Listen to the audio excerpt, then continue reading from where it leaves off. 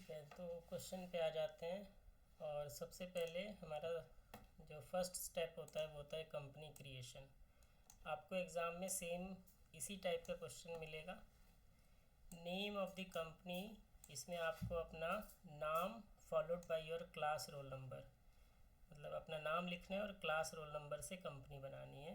Then address में SVC Dhaula कुआं new Delhi, same यही एड्रेस कॉपी कर देना है। एंड ईमेल आईडी में अपनी ईमेल आईडी आपको लिखना है। ठीक है, अपार्ट फ्रॉम दीज 3 आपको कोई और डिटेल मेंशन नहीं करनी। तो हम इसी नाम से एक कंपनी क्रिएट कर लेते हैं। कंपनी क्रिएशन के लिए जब आप टैली ओपन करोगे कॉलेज के किसी भी लैपटॉप पे, तो बाय डिफ़ॉल्ट ये पेज आएगा। इसमें आपको राइट साइड में जाना है अपने, और यहाँ पे कंपनी इन्फॉर्मेशन, कंपनी वाले ऑप्शन पे क्लिक करना है। जब आप इस पर क्लिक करेंगे तो ये फर्स्ट ऑप्शन आया, क्रिएट कंपनी। टैली में कर्सर को मूव करने के लिए हम अप डाउन कीज़ का यूज़ करते हैं, जो एरो कीज़ होती हैं आपकी। ठीक है, तो यहाँ क्रिएट कंपनी पे जाओ और एंटर प्रेस कर दो। एंटर का यूज़ करते हैं सेलेक्ट करने के लिए। तो ये पेज ओपन हो जाएगा। इस पेज को बोलते हैं हम कंपनी क्रिएशन पेज। इसमें आपको अपना नाम और रोल नंबर लिखना है।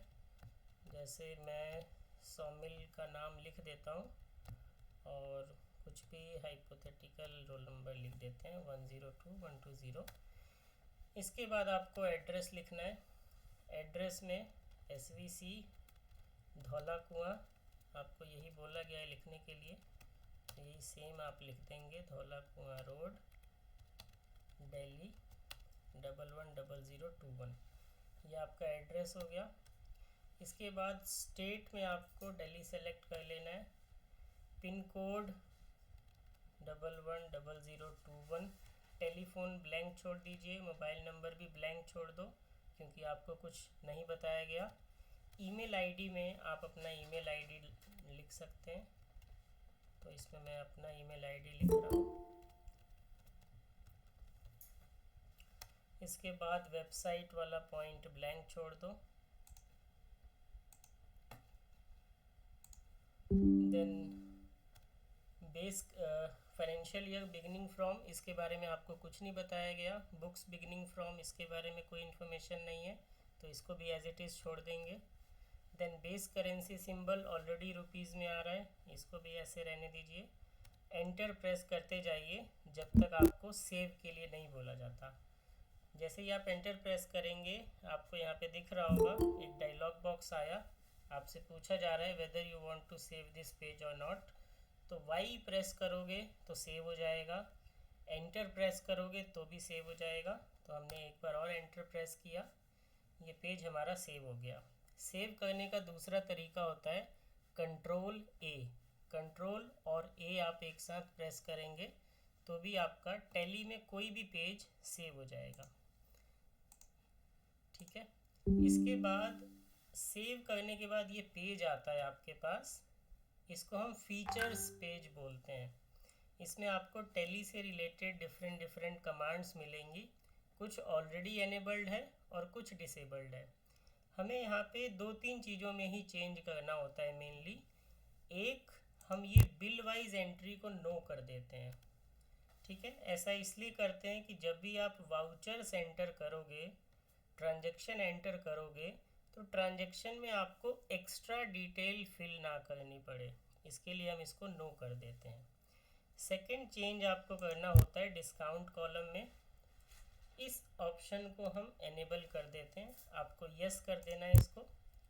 और तीसरा चेंज मैंने आपको बताया था GST में, अभी वाले क्वेश्चन में हमें GST नहीं चाहिए तो इसको हम नो कर देंगे। नेक्स्ट क्वेश्चन जो मैं आपको कराऊंगा उसमें GST वाला पॉइंट भी होगा, तब इसको हम यस रखेंगे। आज वाले क्वेश्चन के लिए नो रखेंगे इसको। ये 3 चेंजेस करने के बाद आपको इस पेज को सेव करना है, और जैसे मैंने आपको बताया था सेव करने के लिए हम Ctrl+A का यूज़ करेंगे।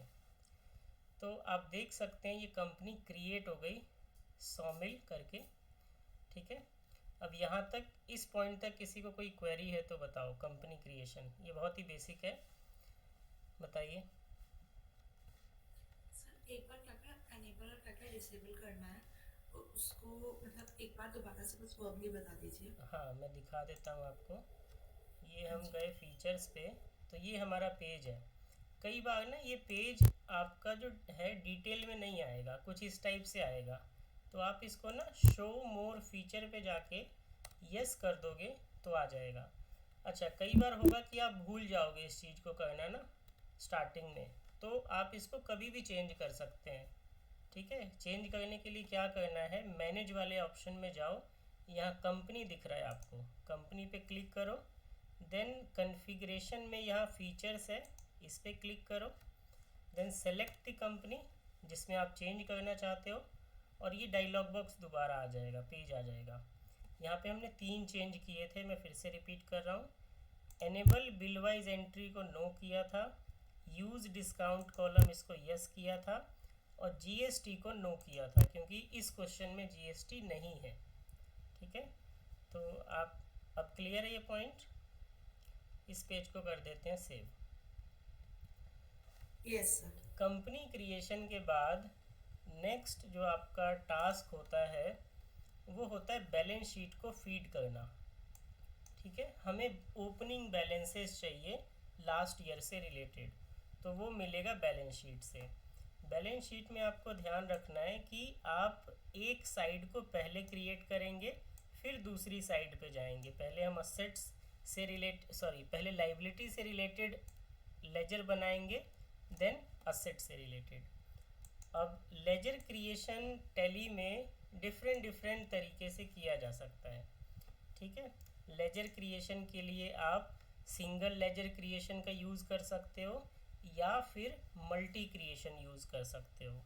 सिंगल क्रिएशन बहुत सिंपल है। ये जो आपको पहला ऑप्शन दिख रहा है जिस पे मेरा कर्सर है अभी, आप इस पे अगर क्लिक करें और लेजर सेलेक्ट कर लें अकाउंटिंग मास्टर से, तो ये सिंगल लेजर क्रिएशन का पेज ओपन हो गया। With the help of this page you can create one ledger at a time.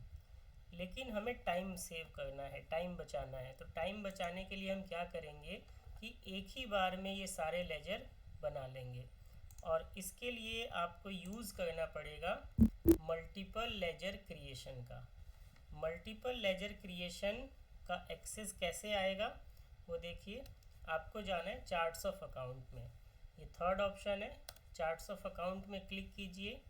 उसके बाद आपको सेलेक्ट करना है लेजर, क्योंकि हम लेजर क्रिएट करने वाले हैं। लेजर्स में जाएंगे, यहाँ पे आपको राइट साइड में एक ऑप्शन दिख रहा होगा मल्टी मास्टर्स का, इस पे आपको क्लिक करना है। और यहाँ आपको फर्स्ट ऑप्शन दिखेगा मल्टी क्रिएट। तो क्योंकि मैंने बताया था कि हम मल्टी क्रिएशन करेंगे लेजर का, तो मल्टी क्रिएट ऑप्शन को सेलेक्ट कर दीजिए। ठीक है, अब आप यहाँ पे देखोगे तो टॉप पे आपको दिख रहा होगा मल्टी लेजर क्रिएशन। ये मल्टी लेजर क्रिएशन पेज है। अब इस पेज की हेल्प से आप कई सारे लेजर एट ए टाइम बना पाएंगे।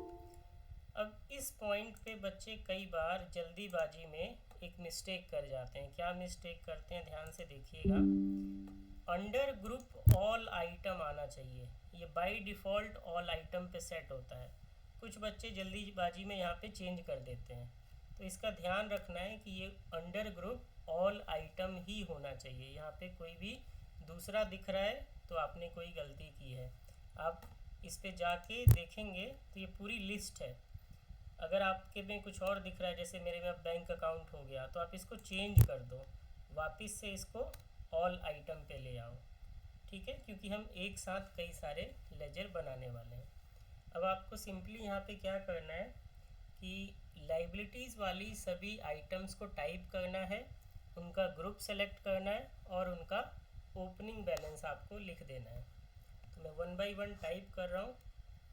सर एक बार हाँ। ये दो स्टेप पीछे बताना, आपने भी क्या बताया था, मतलब उसमें गए हम्म, मल्टी क्रिएट कैसे आया ऑप्शन मैं मतलब। वापस से बता रहा हूँ। चार्ट्स ऑफ अकाउंट में गए, तीसरा ऑप्शन, यस। एंटर प्रेस करो। फिर आपको लेजर सेलेक्ट करना है, एंटर प्रेस कर दो। इसके बाद राइट साइड में सबसे नीचे देखो मल्टी मास्टर है।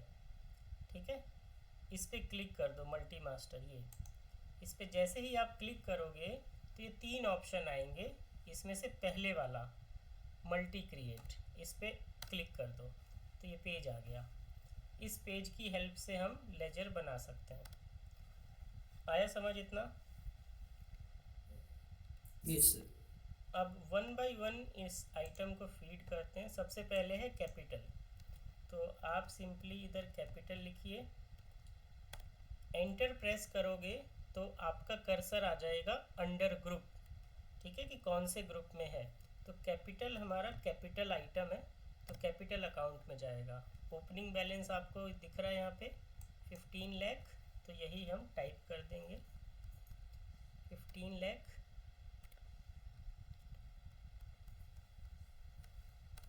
सेकेंड आइटम है रिजर्व्स 4,50,000। सर हाँ जी, सर जैसे अभी मैं लैपटॉप में कर रहा हूँ तो मेरे में इंटरनेशनल न्यूमेरिक सिस्टम फॉलो हो रहा है, मतलब इंडियंस में, तो ये इंडियन न्यूमेरिक सिस्टम कैसे लाएंगे? कॉमास कॉमर्स मैटर नहीं करता। कई बार क्या होता है ना कि डिपेंड करेगा कि जब आपने टैली इंस्टॉल किया होगा तो उस टाइम कुछ फीचर्स ये ऑटोमेटिकली पिक कर लेता है आपके लैपटॉप से, ये जो लैपटॉप की सेटिंग है कीबोर्ड की, ठीक है। तो कॉमर्स उतना मैटर नहीं करता। सर अभी चेंज नहीं कर सकते क्या? एक्चुअली उसमें ईज रहता है। टैली में फीचर्स में जाके आपको देखना पड़ेगा, ठीक है। ये मैं आपको एंड में बता दूंगा सर्च करके, ठीक है। ओके आप सर। इसको ऐसे ही करते जाओ। तो रिजर्व हमने लिख लिया। एक चीज़ और याद रखिएगा, जब आप ये बैलेंस शीट फीड करेंगे तो कुछ आइटम्स हम नहीं लिखेंगे, जैसे profit and loss account, cash in hand, stock, ठीक है। ये 3 आइटम्स हम क्रिएट नहीं करेंगे। रीज़न सुन लो क्या है। Profit and loss account and cash in hand, ये दोनों लेजर पहले से टैली में बने होते हैं, तो इसलिए हम इसको क्रिएट नहीं करते। एंड स्टॉक इसलिए क्रिएट नहीं करते क्योंकि स्टॉक की एडिशनल डिटेल हमें गिवन है, तो स्टॉक को हम इन्वेंट्री के थ्रू फीड करेंगे, लेजर के थ्रू फीड नहीं करेंगे। तो जब भी आप टैली का क्वेश्चन करोगे एग्ज़ाम में तो ये 3 लेजर्स मत बनाना, ठीक है। तो कैपिटल और रिजर्व हो गया। नेक्स्ट आइटम है सिक्योर्ड लोन, तो ये हम टाइप कर लेते हैं सिक्योर्ड लोन। अब सिक्योर्ड लोन क्योंकि नाम से ही अपीयर हो रहा है कि ये सिक्योर्ड लोन है, तो ये सिक्योर्ड लोन के ग्रुप में जाएगा। इसका अमाउंट है 4,80,000। Next item is debentures. Debentures आपका सिक्योर्ड भी हो सकता है, अनसिक्योर्ड भी हो सकता है। अगर क्वेश्चन साइलेंट है तो आप कुछ भी अज्यूम कर सकते हो, ठीक है। कोई इसका हार्ड एंड फास्ट रूल नहीं है, आप जो चाहें अज्यूम कर सकते हैं। बट अगर क्वेश्चन में स्पेसिफिकली मेंशन है कि सिक्योर्ड है या अनसिक्योर्ड है, then you will have to follow question accordingly.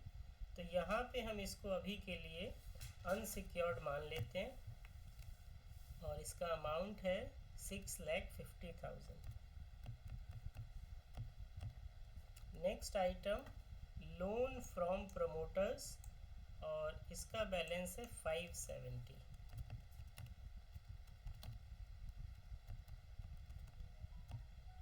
अब लोन फ्रॉम प्रमोटर्स, हमने अपने प्रमोटर से लोन लिया है तो ये सिक्योर्ड तो नहीं है, ठीक है, अनसिक्योर्ड हो सकता है।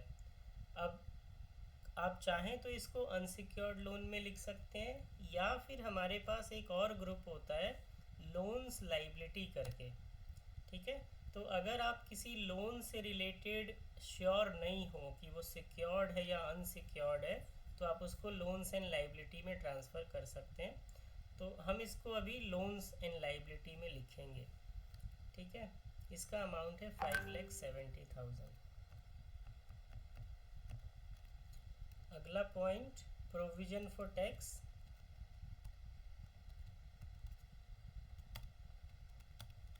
अब प्रोविज़न फॉर टैक्स के लिए आपके पास सेपरेट ग्रुप अवेलेबल है प्रोविजंस, तो आप इसको प्रोविजंस में लिख देंगे और इसका अमाउंट है 2,50,000। Next is bills payable 150। अब बिल्स पेबल का ग्रुप क्या होगा? बिल्स पेबल आपके लिए करंट लाइबिलिटी है, तो आप इसको करंट लाइबिलिटी में लिखेंगे। इसका amount 1,50,000। Then next is sundry creditors. अब सन्ड्री क्रेडिटर्स से रिलेटेड आपको पता है कि आपके पास एक सेपरेट टेबल है, ठीक है, पार्टी वाइज आपके पास टेबल है, तो हम उस टेबल की हेल्प से क्रेडिटर्स का बैलेंस फीड करेंगे, ना कि एग्रीगेट बैलेंस लिखेंगे। तो क्रेडिटर का नाम 1 बाय 1 टाइप करते जाओ। सबसे पहले है शालू। शालू अंडर ग्रुप जाएगा सन्ड्री क्रेडिटर्स और इसका बैलेंस है 35,000। देन नेक्स्ट इज संगीता, ये भी आपके लिए क्रेडिटर्स है और संगीता का बैलेंस है 35,500। देन नेक्स्ट इज सपना, ये भी हमारे लिए क्रेडिटर्स है और इसका बैलेंस है 77,500। देन नेक्स्ट इज संदीप, ये भी हमारे लिए क्रेडिटर्स है और इसका बैलेंस है 45,600। देन सिद्धार्थ 69,000।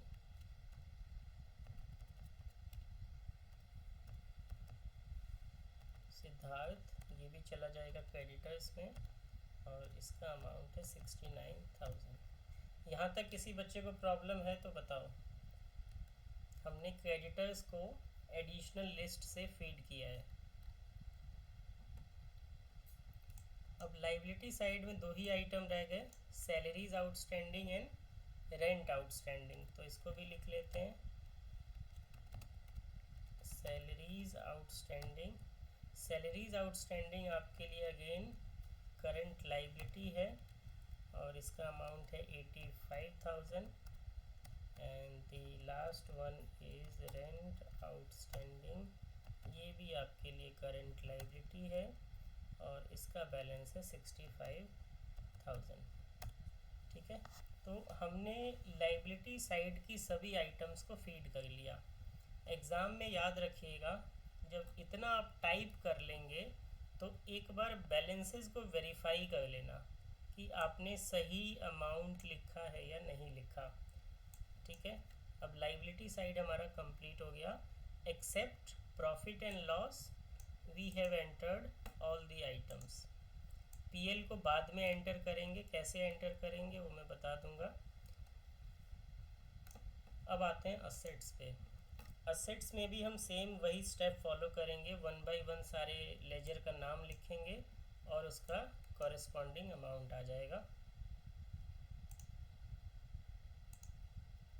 सबसे पहले है लैंड एंड बिल्डिंग।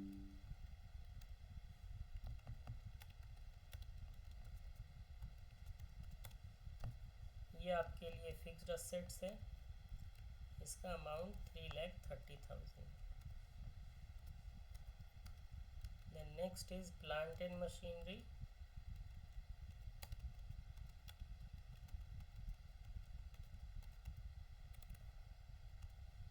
ये भी फिक्स्ड असेट है हमारे लिए, इसका balance 225। Then next is furniture 3,50,000।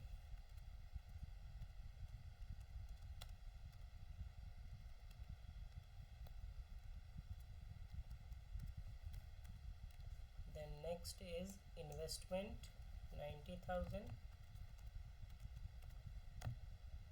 Investment आपके लिए इन्वेस्टमेंट है तो इसको हम इन्वेस्टमेंट ग्रुप में लिखेंगे, इसका अमाउंट है 90,000।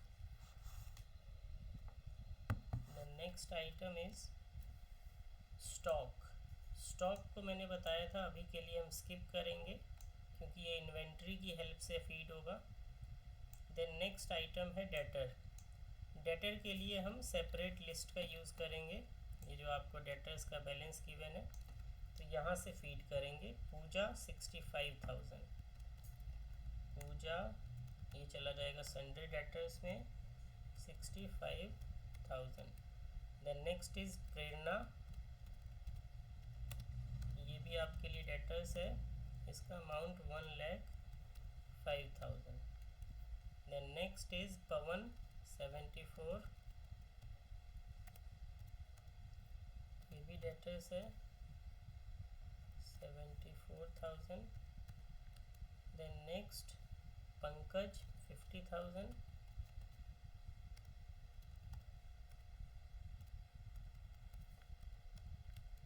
देन नेक्स्ट इज प्रकाश 66, ये भी हमारा डेटर्स हो गया 66,000। तो ये हमने डेटर्स की लिस्ट से फीड कर लिया। नेक्स्ट आइटम है बिल्स रिसीवेबल 1,50,000, बिल्स रिसीवेबल, और बिल्स रिसीवेबल आपके लिए करेंट असेट्स हैं, तो करेंट असेट में फीड करेंगे, अमाउंट आ जाएगा 1,50,000। Then next item is PNB 6,50,000, तो PNB हमारा बैंक अकाउंट है, तो ये बैंक अकाउंट में जाएगा, amount is 6,50,000। Then we have State Bank of India 320, इसको SBI लिख रहा हूँ मैं, ये भी हमारे लिए बैंक अकाउंट है और ये है 320। Then next is cash in hand, तो इसको हम अभी फीड नहीं करेंगे क्योंकि पहले से लेजर है इसके नाम का, ये बाद में एंटर करेंगे। प्रीपेड इंश्योरेंस लास्ट आइटम 7,800, तो ये आ जाएगा प्रीपेड इंश्योरेंस। प्रीपेड इंश्योरेंस आपके लिए करंट असेट होता है और इसका अमाउंट है 7,800। तो हमने सभी आइटम्स को फीड कर लिया। अब जब आप डेटर्स वाली साइड सभी आइटम्स को फीड कर लेंगे तो अगेन आपको वेरीफाई करना है कि आपने ये अमाउंट सही से फीड किया हो, क्योंकि अगर आप वेरीफाई नहीं करोगे, एक बार कोई गलती रह गई तो उसको चेंज करना थोड़ा सा लेंदी हो जाएगा। चेंज तो हो जाएगा बट थोड़ा सा लेंदी होगा, अभी मैं चेंज करना भी आपको बताऊंगा।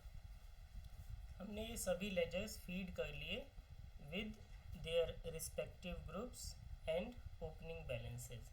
इतना फीड करने के बाद आपको कंट्रोल A प्रेस कर देना है, ये सेव हो जाएगा। ठीक है, अब यहाँ पे कुछ प्रॉब्लम्स आती हैं बच्चों को, दो टाइप की प्रॉब्लम आती है। कई बार जब आप ये लेजर बना रहे होंगे और गलती से आपसे 2 या 3 बार एंटर प्रेस हो गया एक्स्ट्रा, तो ये पेज वहीं पे सेव हो जाता है ऑटोमेटिकली। तो आपको फिर ये फील होगा कि आपने कोई गलती कर दी। ऐसा नहीं है, जितना भी आप टाइप कर चुके होंगे वो सेव हो जाएगा। अब उसको हम देख कैसे सकते हैं कि कितना सेव हो गया, तो उसके लिए आपको सिंपली जाना है ऑल्टर में। ऑल्टर में जाके लेजर्स में जाओ, जितने लेजर पहले बने होंगे जो आपने गलती से सेव कर दिया होगा वो सारा आपको यहाँ अपीयर होगा। अब क्योंकि मैंने लास्ट में जाके सेव किया है तो मेरे में ये सभी लेजर्स हैं जो मैंने बनाए हैं। अगर आपसे बीच में सेव हो जाता है तो उतने ही लेजर शो होंगे जितने आपने सेव किया है। ठीक है, अगर गलती से आपने एस्केप प्रेस कर दिया 2 बार at the time of creation of ledgers, तो आपका पेज सेव नहीं होगा। उस केस में आपको सारे लेजर फिर से बनाने पड़ेंगे, बट फिर भी आप लोग एक बार चेक कर लेना कि क्या कोई लेजर सेव हुआ है क्या। ठीक है, इसको व्यू हमने कैसे किया, ऑल्टर में गए, लेजर्स में गए तो आपको ये लेजर शो होंगे। अब आ जाइए सेकंड पॉइंट पे। सेकंड पॉइंट हमारा होता है कैश और पीएल का बैलेंस फीड करना, क्योंकि ये हमने नहीं बनाया। तो इसको फीड हम करते हैं with the help of alter command. आपके पास ये ऑल्टर कमांड है, इसमें जाना है आपको। देन लेजर में जाना है क्योंकि लेजर को ऑल्टर करना चाहते हो आप। इसके बाद सेलेक्ट करना है कैश, क्योंकि हम कैश में कुछ ऑल्ट्रेशन करना चाहते हैं। ऑल्ट्रेशन मीन्स हम अमाउंट फीड करना चाहते हैं। तो कैश का अमाउंट है 28,200, तो ये आप यहाँ पे लिख दीजिए और इसको कंट्रोल ए से सेव कर दीजिए। आपका कैश सेव हो गया। कैश के बाद आपको प्रॉफिट एंड लॉस का अमाउंट फीड करना है, तो प्रॉफिट एंड लॉस सेलेक्ट कर लीजिए लिस्ट में से और इसका अमाउंट फीड कर दीजिए 3,20,000। ये नीचे आपको कर्सर लाना है, यहाँ पे आप 3,20,000 एंटर करेंगे और इसको कर देंगे सेव। इतना करने के बाद आपको अपनी बैलेंस शीट चेक करनी है। ठीक है, अगर आपने सभी बैलेंसेस सही से फीड किए हैं तो आपको बैलेंस शीट में जो टोटल आएगा आपके टैली की बैलेंस शीट का और जो क्वेश्चन का बैलेंस शीट है वो दोनों टोटल मैच करना चाहिए। बैलेंस शीट हम एक्सेस करते हैं, ये आपको गेटवे ऑफ टैली में ही मिल जाएगा। अंडर रिपोर्ट्स ग्रुप पहला आइटम होता है बैलेंस शीट, इस पर क्लिक करो, ये बैलेंस शीट अपीयर हुआ। अब इसको हम डिटेल करके देखते हैं। डिटेल करने के लिए Alt F1 आपको प्रेस करना होगा, ये डिटेल हो जाएगा। ठीक है, ये डिटेल हो गया, मैंने Alt F1 प्रेस किया। अब आप अगर मैच करेंगे इसको तो इसका टोटल आ रहा है 47,82,600। इसको अपने क्वेश्चन से मिलाते हैं, 47,82,600। तो टोटल बैलेंस शीट मैच हो रही है। ठीक है, तो इसका सिंपल सा मतलब है कि हमने कहीं कोई अमाउंट गलत नहीं लिखा। दूसरा पॉइंट आपको याद रखना है, यहाँ पे कुछ ओपनिंग बैलेंस का डिफरेंस आएगा। ये ओपनिंग बैलेंस का डिफरेंस आपके स्टॉक से मैच होना चाहिए। रीज़न ये है कि अभी हमने स्टॉक फीड नहीं किया, इस वजह से ये डिफरेंस आ रहा है। और ये डिफरेंस आपके स्टॉक से अगर मैच कर रहा है दैट मीन्स आपने बाकी अमाउंट करेक्टली फीड किए हैं। तो दो चीज़ें आपको वेरीफाई करना है, बैलेंस शीट का टोटल एंड स्टॉक का अमाउंट। ठीक है, ये आपके टैली का फर्स्ट पार्ट है। आपने एक काम अच्छे से कर लिया, आपका बैलेंस शीट मैच हो गया और ओपनिंग बैलेंस का डिफरेंस इक्वलेंट टू है स्टॉक। देन अब हम मूव करते हैं सेकेंड पार्ट पे। सेकेंड पार्ट होता है हमारा इन्वेंट्री की, जो आपको टेबल गिवन है उसको फीड करना। ठीक है, इन्वेंट्री फीड करने के लिए आपको अगेन सबसे पहले क्या करना है, 3 स्टेप्स में हम काम करते हैं इन्वेंट्री फीड करने के लिए। सबसे पहले हम बनाएंगे ग्रुप्स, इन्वेंट्री ग्रुप। हाँ, और इन्वेंट्री ग्रुप से पहले आपको यूनिट बनाना पड़ेगा। तो पहला काम आपका होगा इन्वेंट्री यूनिट बनाना। यूनिट बनाने के बाद आप बनाएंगे ग्रुप और ग्रुप के बाद आप बनाएंगे आइटम्स। ठीक है, तो ये ध्यान से समझिएगा। सबसे पहले हमें बनाना है यूनिट। यूनिट के लिए आप क्रिएट ऑप्शन का यूज़ करेंगे। अंडर मास्टर ग्रुप पहला ऑप्शन क्रिएट है, क्रिएट पे क्लिक कीजिए। इसके बाद आपको जाना है इन्वेंट्री मास्टर वाले ग्रुप में। यहाँ पे आपको दिख रहा होगा स्टॉक आइटम, तो सबसे पहले हम बनाएंगे stock item, sorry unit. Stock unit आपको सबसे पहले बनाना है। यूनिट पे क्लिक कीजिए। यूनिट पे जब आप क्लिक करेंगे तो ये पेज आएगा यूनिट क्रिएशन का। यहाँ पे आपको टाइप दिख रहा होगा सिंपल, इसमें आपको कोई चेंज नहीं करना। इसके ठीक नीचे दूसरा ऑप्शन है सिंबल का। सिंबल में आप सेम वही वर्ड लिखेंगे जो आपको क्वेश्चन में गिवन है। तो आपको क्वेश्चन में आप देखेंगे तो जो सिंबल है वो है PRS, तो ये सिंबल हम इसमें टाइप कर लेते हैं PRS। इसके बाद आपको फॉर्मल नेम बताना होता है, तो PRS का फॉर्मल नेम होता है पेयर्स। ठीक है, इसके बाद नेक्स्ट ये स्टेप एक बार और बता दीजिए जैसा आपने बोला था। इसको हम चेंज नहीं करेंगे, इसको 0 रहने देंगे। ठीक है, तो बेसिकली आपने दो चीज़ें यहाँ पे टाइप की हैं, एक सिंबल में लिखा PRS और फॉर्मल नेम में लिखा पेयर्स। कई बार क्वेश्चन में ना आपको पीसेस वर्ड मिलेगा, सिंबल मिलेगा PCS और फॉर्मल नेम फिर आपको वहाँ पे पीसेस लिखना पड़ेगा, फुल वर्ड लिखना पड़ेगा। इसको कर देंगे save with the help of control ए। तो स्टॉक यूनिट क्रिएट हो गया। स्टॉक यूनिट क्रिएट करने के बाद अब आपको क्रिएट करना है stock group and stock item. Stock item and stock group दोनों हम मल्टीपल क्रिएशन की हेल्प से क्रिएट करेंगे, और मल्टीपल क्रिएट का ऑप्शन आपको मिलता है चार्ट ऑफ अकाउंट में। तो चार्ट ऑफ अकाउंट में जाइए, जहाँ से आपने लेजर बनाया था उसी पेज पे हम आ गए। इसमें अब हम जाएंगे स्टॉक ग्रुप्स में, क्योंकि हमें ग्रुप्स क्रिएट करने हैं। स्टॉक ग्रुप में जाइए, उसके बाद राइट साइड में सेम वही ऑप्शन मल्टी मास्टर का ऑप्शन मिलेगा, इसको सेलेक्ट कीजिए। Then multi create. Multi create में आपको अपने ग्रुप्स बनाने हैं जो भी रिक्वायर्ड है। तो हमें 2 ही ग्रुप्स रिक्वायर्ड है, main footwear and women footwear. तो ये हम टाइप कर लेते हैं। सबसे पहले मेन फुटवेयर, और ये ग्रुप जाएगा प्राइमरी में। Should quantity be added, yes हो जाएगा। देन सेकंड है हमारा वुमेन फुटवेयर। वुमेन फुटवेयर भी आपका प्राइमरी में चला जाएगा, और यहाँ पे भी हम क्वांटिटीज़ को यस कर देंगे। तो हमारे पास ये 2 ही ग्रुप हैं स्टॉक से रिलेटेड। तो हमने ये group with the help of multiple creation से बनाया है। ठीक है, ये दोनों टाइप करने के बाद आप इसको सेव कर देंगे with the help of control ए। और जैसे ही आप सेव करोगे आपको दिखेगा list of stock group main and women footwear. यहाँ तक किसी को कोई क्वेरी है या प्रॉब्लम है तो बताओ।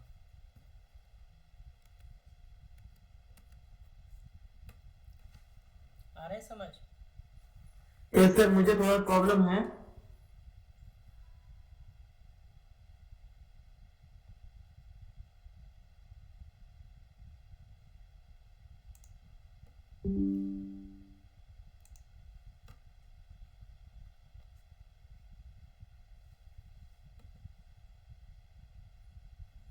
है किसी को कोई इशू, पूछना है कुछ? ठीक है,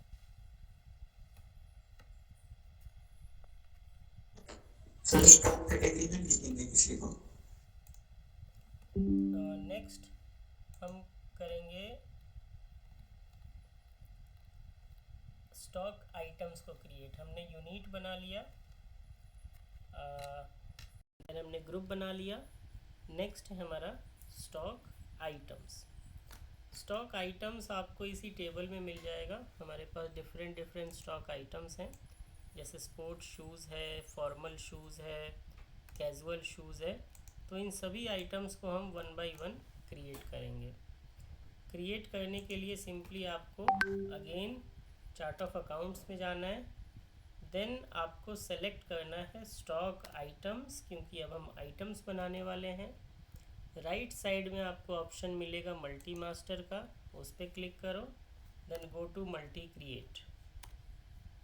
अब आपको 1 बाय 1 आइटम्स को टाइप करना है, जैसे हमने लेजर्स बनाया था सेम वही प्रोसेस है। नेम ऑफ द आइटम जो फर्स्ट है वो है sports shoes. Sports shoes select कीजिए। देन आपसे टैली पूछेगा कि किस ग्रुप में डालना है। तो स्पोर्ट्स शूज़ आप देखोगे तो ये मेन फुटवेयर में है, तो मेन फुटवेयर सेलेक्ट कर लीजिए। यूनिट्स में आ जाएगा PRS। ओपनिंग क्वांटिटी जो आपको क्वेश्चन में दिया है 180। देन रेट आपको दिया है 1250, तो ये हम लिख देंगे 1250। टोटल ऑटोमेटिकली आ जाएगा 225। Then next is formal shoes. Formal shoes ये भी हमारे लिए मेन फुटवेयर ग्रुप में गिवन है, तो मेन फुटवेयर में चला जाएगा। यूनिट्स में पेयर सेलेक्ट कर लेंगे। Opening quantity 275। इसका रेट है 1400 और टोटल आ जाएगा 385। Then third item is casual shoes, और ये भी मेन फुटवेयर में ही है। तो कैजुअल शूज़ ग्रुप आ जाएगा मेन फुटवेयर, यूनिट्स में पेयर्स आ जाएगा। और आइटम है 330, तो 330, देन रेट है 1450, ये सेलेक्ट कर लेंगे, इसका अमाउंट आ गया। Then next item is sandals, sandal चला जाएगा वुमेन फुटवेयर में, यूनिट्स पेयर्स आ गया। Then quantity 420, price 980, 420 and 980। Then next is slippers, ये भी वुमेन फुटवेयर में है, तो इधर टाइप करेंगे slippers, select women footwear, then units में पेयर्स आ जाएगा, और इसका क्वांटिटी है 280, प्राइस है 550, 280 एंड 550, ये टोटल आ गया 154। आप इन सब टोटल को मैच कर सकते हो, साथ के साथ मैच होता जाएगा। लास्ट है वेजेस, वेजेस ये भी वुमेन फुटवेयर में है, और इसकी क्वांटिटी है 650, प्राइस है 950। अब आपको यहाँ पे एक छोटा सा काम करना है, जब भी आइटम आप फीड कर लेंगे अमाउंट वेरीफाई कर लेना कि कोई गलती ना हो। पहला 225 है, देन 385, 478, 500, 411, 600, 154, 617, 500, क्योंकि यहाँ पे एक बार गलती हो गई तो आपका स्टॉक में मिस्टेक हो जाएगा। तो ये भी आप वेरीफाई कर लेंगे at the time of creation, it will hardly take 10 second और 15 सेकेंड। तो यहाँ पे हमारा स्टॉक आइटम भी क्रिएट हो गया, ठीक है। अब इसको आप कर लीजिए सेव, सेव करके आपको डायरेक्टली जाना है बैलेंस शीट पे, एस्केप प्रेस करोगे, बाहर आते जाओगे, यहाँ पे जाओ बैलेंस शीट। बैलेंस शीट में अब आप देखेंगे डिटेल करके, तो आपको कोई भी ओपनिंग बैलेंस का डिफरेंस नहीं दिखेगा, और स्टॉक आपको दिखेगा इतना 2271 600, और ये टोटल 4782 600 मैच करेगा आपके बैलेंस शीट से। तो यहाँ तक हमारे क्वेश्चन का सेकंड हाफ कंप्लीट हो गया। फर्स्ट पार्ट था बैलेंस शीट फीड करना, सेकंड पार्ट होता है स्टॉक फीड करना, थर्ड पार्ट होता है ट्रांजैक्शंस को रिकॉर्ड करना। तो अब हम ट्रांजैक्शंस की बात करेंगे। यहाँ तक किसी को कोई क्वेरी है तो बताइए।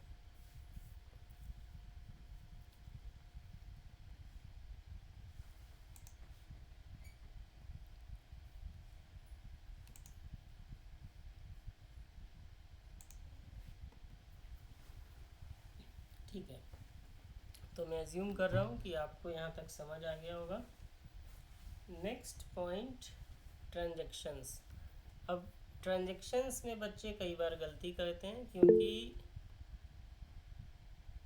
ट्रांजैक्शंस में वो गलत वाउचर सेलेक्ट कर लेते हैं। तो मैं पहले आपको वाउचर समझाऊंगा, उसके बाद हम ट्रांजैक्शंस को रिकॉर्ड करेंगे। ट्रांजैक्शंस को रिकॉर्ड करने के लिए आपको ट्रांजैक्शन ग्रुप में वाउचर्स में जाना होता है। वाउचर्स जब आप ओपन करोगे तो कुछ इस टाइप का पेज आएगा। आपको राइट साइड में दिख रहा होगा वाउचर्स, F4 से लेके F10 तक सारे वाउचर्स हैं। जैसे पहला वाउचर होता है हमारा कॉन्ट्रा, 1 बाय 1 मैं आपको एक्सप्लेन करूँगा सारे। ये कॉन्ट्रा का यूज़ हम वहाँ करते हैं जहाँ पे आपको cash and bank related transaction करना होता है। फॉर एग्ज़ाम्पल, अगर आप बैंक से कैश विड्रॉ करते हो तो वो कॉन्ट्रा में रिकॉर्ड होगा, या बैंक में आप कैश डिपॉजिट करते हो तो वो कॉन्ट्रा में रिकॉर्ड होगा। सिमिलरली अगर आप एक बैंक से दूसरे बैंक में कुछ ट्रांसफ़र करते हैं तो वो भी कॉन्ट्रा में रिकॉर्ड होगा। Then next voucher type is payment. Payment voucher का यूज़ हम करते हैं जब हम अपने क्रेडिटर्स को पेमेंट करते हैं, ठीक है। देन रिसिप्ट, रिसिप्ट का यूज़ होता है जब आपको किसी डेटर से पैसा मिलता है। जर्नल वाउचर, जर्नल वाउचर का यूज़ हम वहाँ करते हैं जहाँ बाकी किसी भी वाउचर में ट्रांजैक्शन फिट नहीं बैठ रहा, ठीक है, वहाँ पे आप जर्नल का यूज़ कर सकते हैं। फॉर एग्ज़ाम्पल, कोई ऐसी ट्रांजैक्शन है जो ना कॉन्ट्रा में रिकॉर्ड हो सकता है, ना पेमेंट में जा सकता है, ना रिसिप्ट में जा सकता है, ना ही सेल या परचेज़ में जा सकता है, तो उसको हम जर्नल में डाल देते हैं। देन नेक्स्ट वाउचर होता है आपका सेल्स। सेल्स वाउचर का यूज़ करते हैं हम सेल्स को रिकॉर्ड करने के लिए। सिमिलरली परचेज वाउचर का यूज़ होता है परचेज को रिकॉर्ड करने के लिए। तो मैंने आपको वाउचर्स ब्रीफली बता दिए हैं। अब हम ट्रांजैक्शंस को वन बाय वन रिकॉर्ड करते हैं। आपको क्वेश्चन में जो भी आपका एग्ज़ाम होगा 15 ट्रांजैक्शंस दी जाएंगी और आपके पास लगभग 1 घंटे का टाइम होगा। इसी 1 घंटे में आपको बैलेंस शीट भी फीड करना है, स्टॉक भी फीड करना है और ट्रांजैक्शंस को भी कंप्लीट करना है। Transaction one by one record करते हैं। सबसे पहले है परचेज फ्रॉम शालू। आइटम है स्पोर्ट शूज़, क्वांटिटी है 250 एंड अमाउंट है 70,000। तो अब इसको लिखते हैं। वाउचर का टाइप हम सेलेक्ट करेंगे परचेज, क्योंकि क्वेश्चन में क्लियरली गिवन है ये ट्रांजैक्शन परचेज की है। अब परचेज के लिए आपको क्या करना है, परचेज वाउचर ओपन करना है। यहाँ सर पे ये कुछ टाइप्स ऑफ वाउचर अभी सर थोड़ा एक बार ब्रीफ दोबारा बताना, कॉन्ट्रा कौन सा था? कॉन्ट्रा वाउचर वो होता है जिसका यूज़ हम करते हैं cash and bank related transactions को रिकॉर्ड करने के लिए। ठीक है, अगर आप बैंक से कैश विड्रॉ करते हो या बैंक में कैश डिपॉजिट करते हो तो ये जो ट्रांजैक्शन है ये कैश एंड बैंक पे ही इम्पैक्ट डालता है। तो इस ट्रांजैक्शन को हम कॉन्ट्रा में रिकॉर्ड करेंगे। सिमिलरली अगर आप एक बैंक से दूसरे बैंक में ट्रांसफ़र करते हो अमाउंट तो अगेन यहाँ पे बैंक ही इफ़ेक्ट हो रहा है। ठीक है, तो इसको भी कॉन्ट्रा में डालेंगे। In short, cash withdrawal, cash deposit और inter bank transfer will be recorded under contra voucher. ठीक है, बाकी सेल, परचेज, रिसिप्ट, पेमेंट ये इजीली आप आइडेंटिफाई कर पाओगे। तो जो पहला पॉइंट है हमारा वो है परचेज फ्रॉम शालू। इसके लिए आपको परचेज वाउचर ओपन करना है। मैंने यहाँ से सेलेक्ट कर लिया, परचेज वाउचर आ गया। अब इसमें कुछ चीज़ें ऐसी हैं जो आपको नहीं फिल करनी, जैसे सप्लायर इनवॉइस नंबर, ये हमें नहीं पता तो हम इसको ब्लैंक छोड़ देंगे। डेट में याद रखना आपको 1 लिखना है, 1 टाइप करना है। जैसे ही 1 टाइप करके आप एंटर प्रेस करोगे ये 1 अप्रैल ले लेगा। एजुकेशनल मोड में जब हम टैली को चलाते हैं तो ट्रांजैक्शन आपको 1 या 2 अप्रैल में ही फीड करनी होती है, क्योंकि उससे ज़्यादा की डेट ये नहीं लेगा। उसके आगे की डेट फीड करोगे तो एक्सेप्ट ही नहीं करेगा। तो एग्ज़ाम में भी सेम यही करना, सारी ट्रांजैक्शन 1 अप्रैल को रिकॉर्ड करना। देन नेक्स्ट ऑप्शन आपको दिख रहा होगा पार्टी अकाउंट नेम। टैली आपसे पूछेगा कि किस पार्टी से परचेज़ कर रहे हो। तो हमने ये जो परचेज़ किया है ये शालू से किया है, तो शालू को हम सेलेक्ट कर लेंगे। देन आपसे कुछ रिसिप्ट डिटेल पूछेगा टैली। जैसे ही आप एंटर प्रेस करोगे तो इसको ब्लैंक छोड़ देना है और एंटर प्रेस करते जाना है ताकि आप वापस से उसी पेज पे आ जाएं। ठीक है, अब देखो ये एडिशनल इन्फॉर्मेशन हमसे मांग रहा है ट्रांजैक्शन में। ठीक है, अब इस एडिशनल इन्फॉर्मेशन को बार बार अगर हम फिल करने लगें तो हमारा टाइम वेस्ट होगा। तो अब हम क्या करेंगे, अपने वाउचर की कॉन्फ़िगरेशन थोड़ी बहुत चेंज करेंगे so that tally won't ask you for additional information. इसके लिए आपको सिंपली क्या करना है, आपको जाना है वापस उस ट्रांजैक्शन पे। ठीक है, एस्केप प्रेस करोगे तो आप इस पे वापस आ जाओगे। यहाँ आपको दिख रहा होगा कॉन्फ़िगर, राइट साइड में बॉटम में, इस पे क्लिक कर दो। अब ये जो कॉन्फ़िगरेशन पेज है ये बेसिकली वाउचर से रिलेटेड है। अब आपको इसमें क्या करना है, ये जो फर्स्ट पॉइंट है प्रोवाइड सप्लायर डिटेल, इसको नो कर देना है। नो करने से क्या होगा कि टैली आपसे सप्लायर डिटेल नहीं मांगेगा।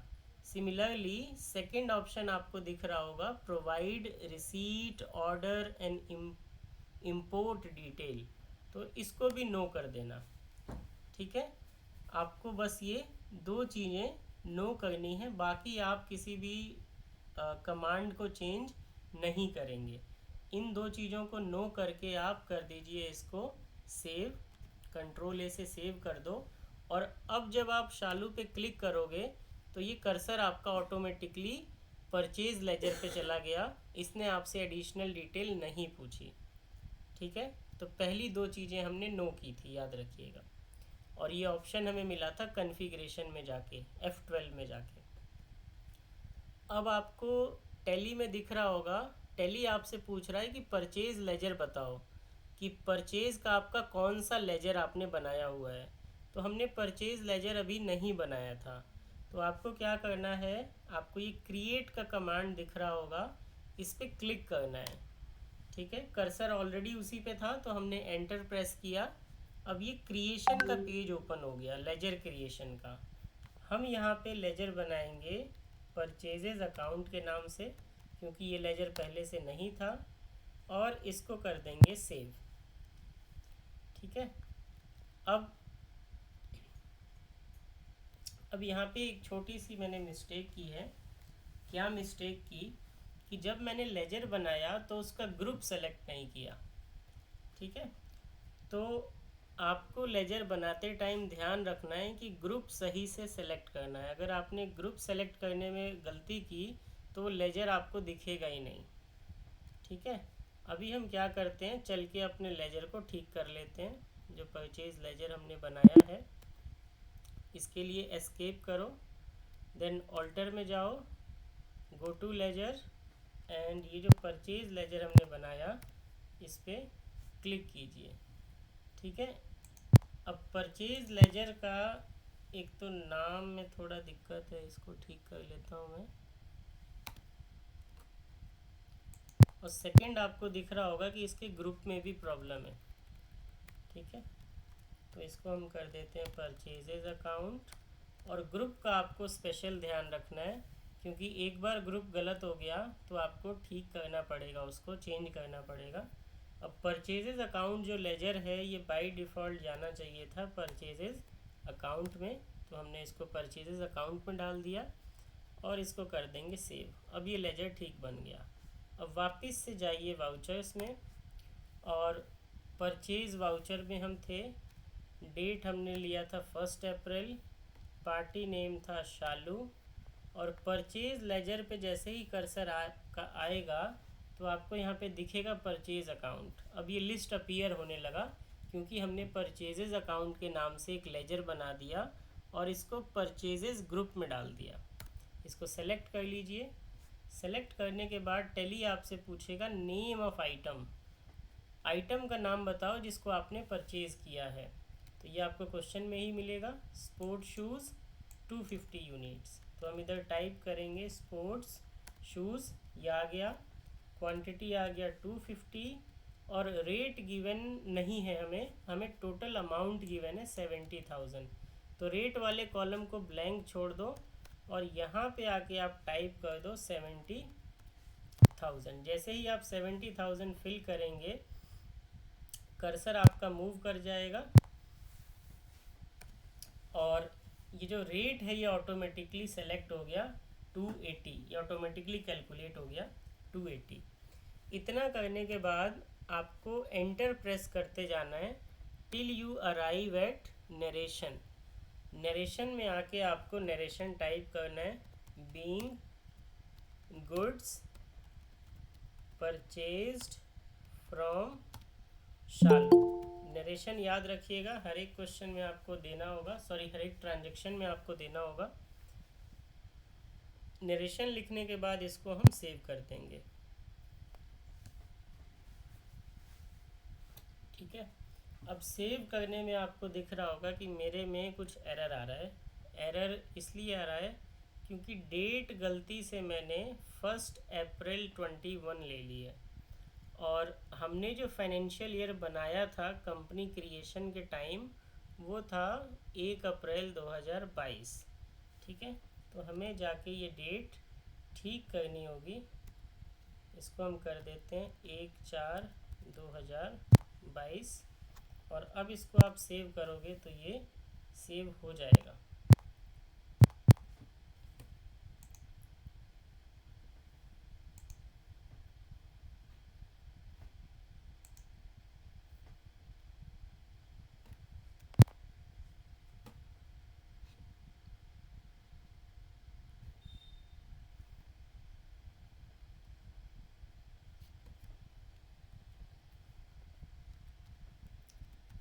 अगर आपके में कभी कोई इशू आए डेट से रिलेटेड तो आपको पीरियड चेक कर लेना है।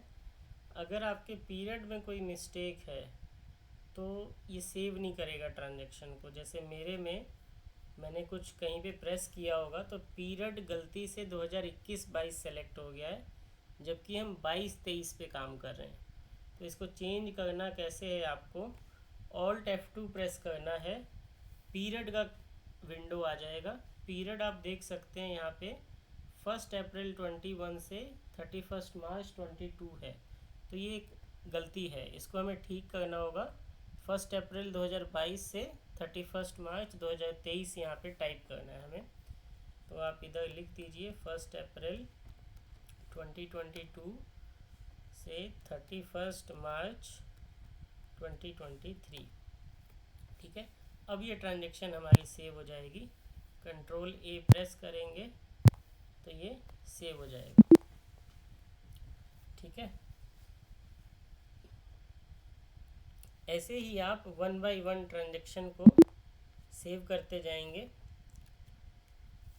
सेकंड ट्रांजैक्शन है हमारा सेल टू प्रेरणा, ये रिकॉर्ड करते हैं। और यहाँ तक किसी को कोई इशू है तो बताओ, अगर आप साथ के साथ कर रहे हो तो कोई इशू आए तो बता देना। नेक्स्ट ट्रांजैक्शन है सेल। सेल सेलेक्ट कीजिए। सेल जब आप सेलेक्ट करेंगे तो अगेन आपसे टैली पूछेगा party account name. Party account name में हमें सेलेक्ट करना है प्रेरणा।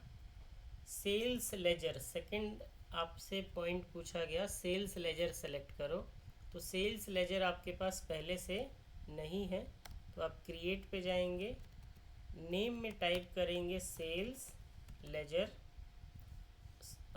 सेल्स अकाउंट, और अंडर ग्रुप चला जाएगा सेल्स। ठीक है, यहाँ पे नॉट एप्लीकेबल कर देंगे।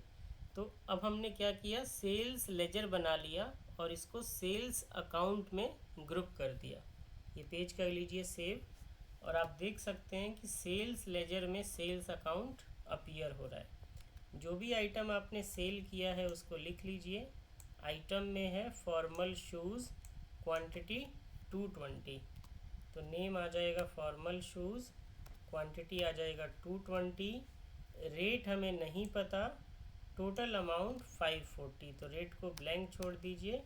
टोटल अमाउंट आ जाएगा 5,40,000। ठीक है, अब इसको भी हम कर देंगे सेव। देन सेकंड ट्रांजैक्शन है आपकी सेल टू पंकज। ये सेम वैसे ही होगा जैसे प्रेरणा के केस में हमने किया है। सेल वाउचर सेलेक्ट कर लेंगे जाके, ऑलरेडी सेल्स आ रहा है। पार्टी नेम आ जाएगा पंकज। देन सेल्स लेजर में sales account, name of item, Pankaj को हमने सेल किया है सैंडल्स, तो इधर सैंडल सेलेक्ट कर लेंगे। क्वांटिटी 125, रेट हमें नहीं पता, टोटल अमाउंट 5,50,000। तो ये भी हो गया। अगेन एंटर प्रेस करते जाना है till you arrive at narration. Narration लिखना है और इसको सेव कर देना है। ये थर्ड ट्रांजैक्शन भी हमारी रिकॉर्ड हो गई।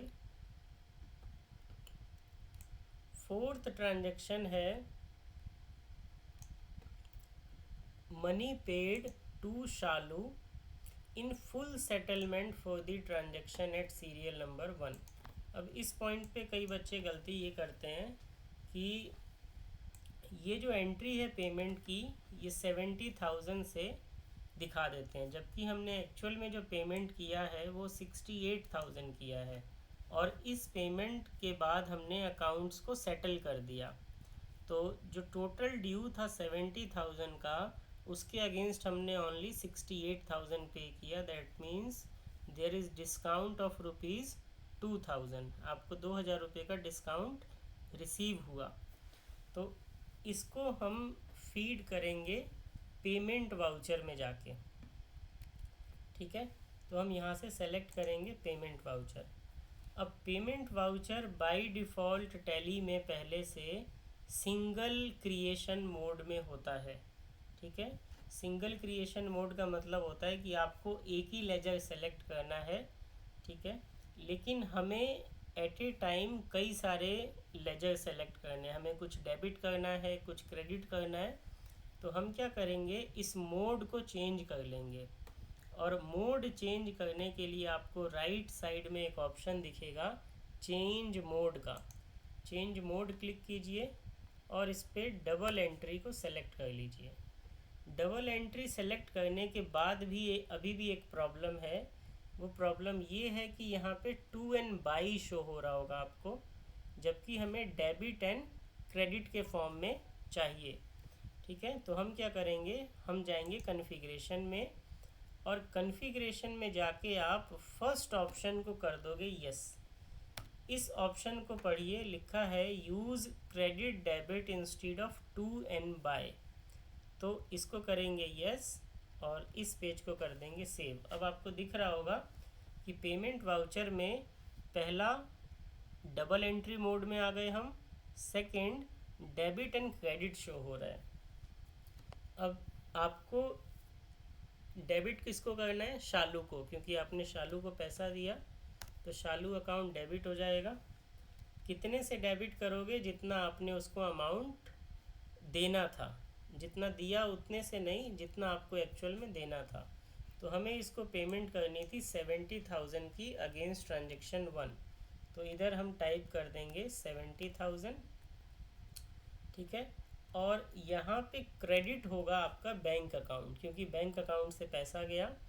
कौन सा बैंक अकाउंट क्रेडिट होगा ये आपको क्वेश्चन के टॉप पे चेक करना होगा। क्वेश्चन के टॉप में गिवन था all sale purchase transaction of goods payment to creditor are done through SBI। तो यहाँ पे हम इस ट्रांजेक्शन में SBI का यूज़ करेंगे, तो SBI सेलेक्ट कर लीजिए।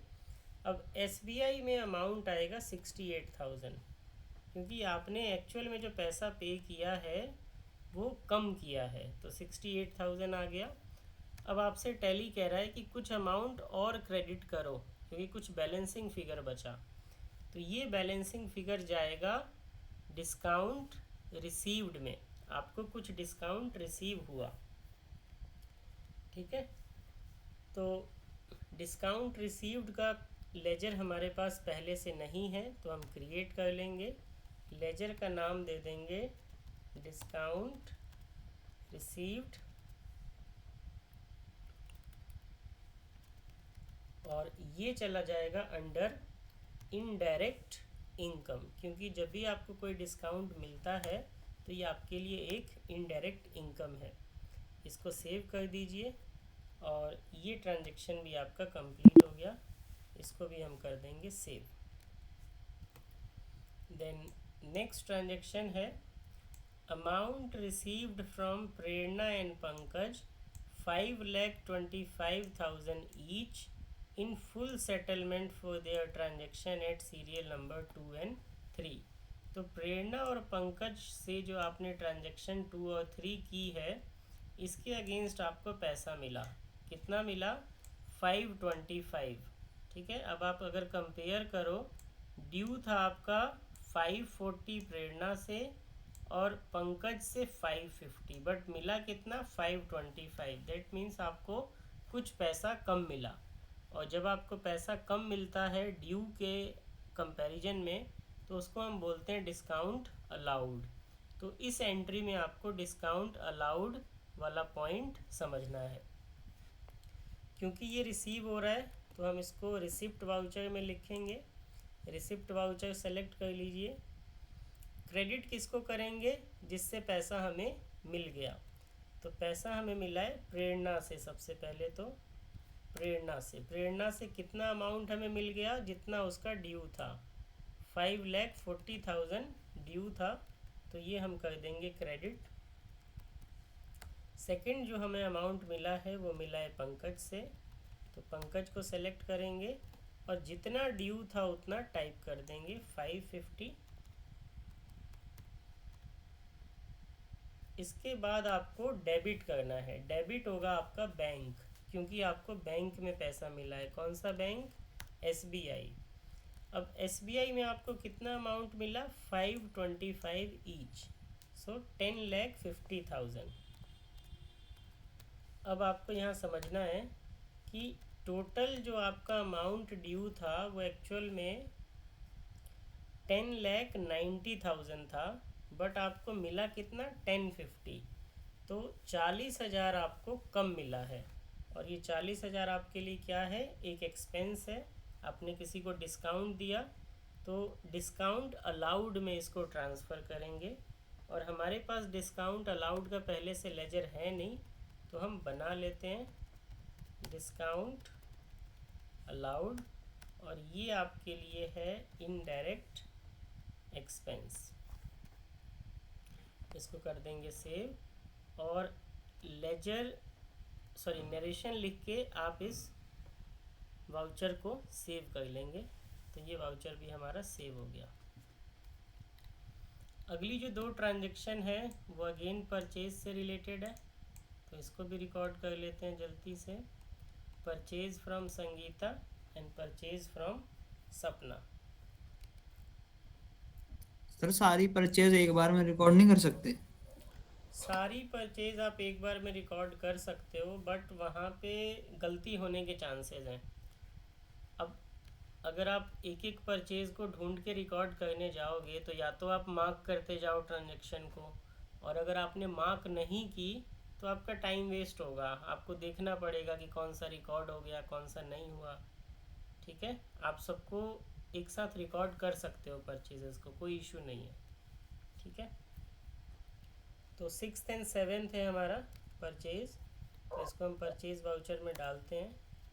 डेट सेलेक्ट कर लीजिए 1 अप्रैल, और पहला परचेज़ है संगीता से, तो इसमें हम संगीता सेलेक्ट कर लेंगे। परचेज़ लेजर में आ जाएगा परचेजेस अकाउंट।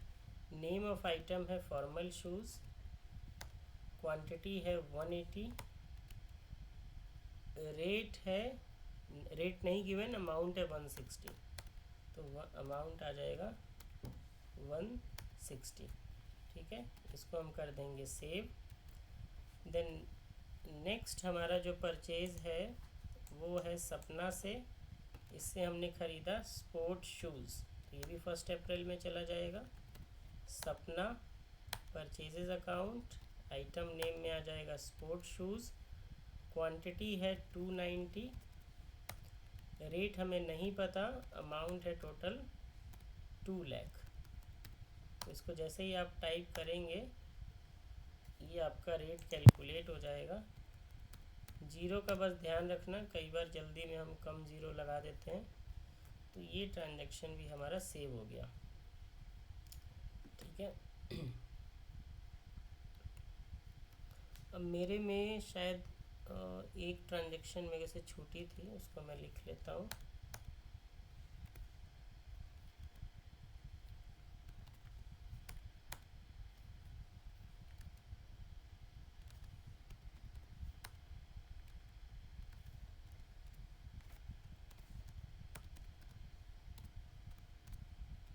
ये सेव नहीं हो पाई थी, तो इसको सेव कर लेते हैं। हाँ, तो 7th पॉइंट तक हमने रिकॉर्ड कर लिया। 8th पॉइंट पे आइए।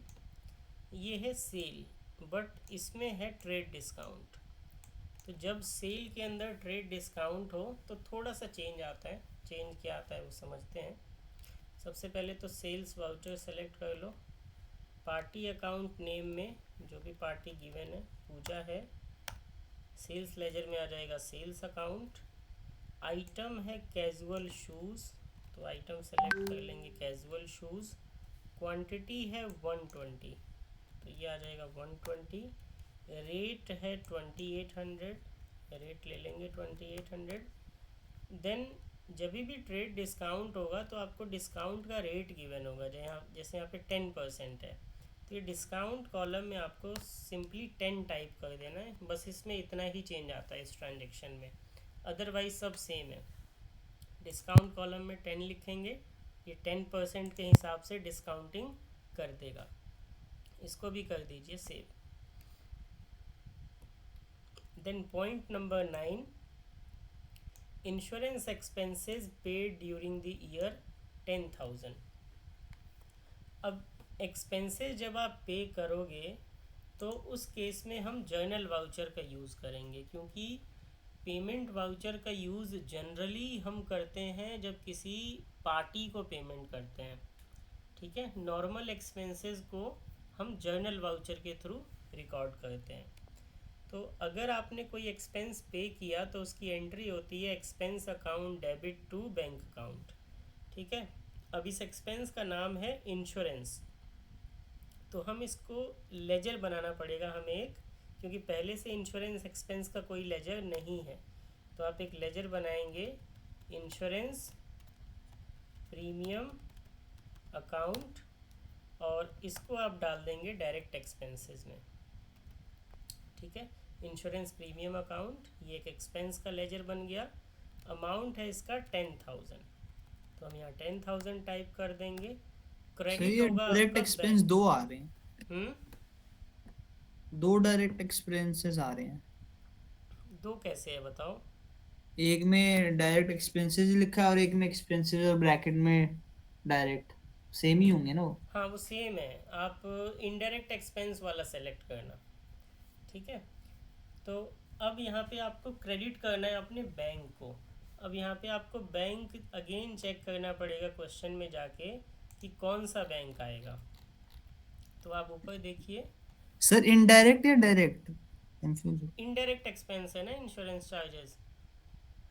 तो यहाँ पे लिखा है all purchases and sales transaction of goods payment to creditor and receipt are to be done through SBI। तो यहाँ पे इस वाले पॉइंट में तो कवर नहीं हो रहा ये ट्रांजेक्शन अदर पेमेंट में कवर हो रहा है।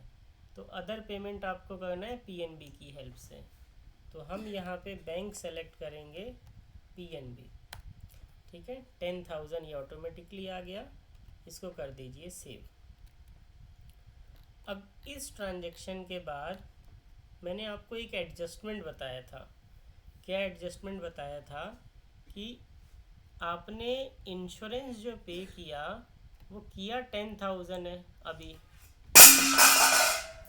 लेकिन एक्चुअल में जो इंश्योरेंस है उसमें कुछ अमाउंट आपका प्रीपेड भी है। प्रीपेड कितना है क्वेश्चन में? 7,800। तो ये जितना भी प्रीपेड इंश्योरेंस आपने पे किया हुआ है इस साल से रिलेटेड, तो इसको भी आपको इंश्योरेंस एक्सपेंस में ट्रांसफ़र करना पड़ेगा। तो ये एडजस्टमेंट एंट्री होती है बेसिकली। तो कभी भी जब आप किसी प्रीपेड एक्सपेंस को मेन एक्सपेंस में ट्रांसफ़र करते हो तो एंट्री होती है expense account debit to prepaid expense. तो हम यहाँ जो जर्नल एंट्री पास करेंगे वो पास करेंगे insurance premium account 7,800 debit to prepaid insurance.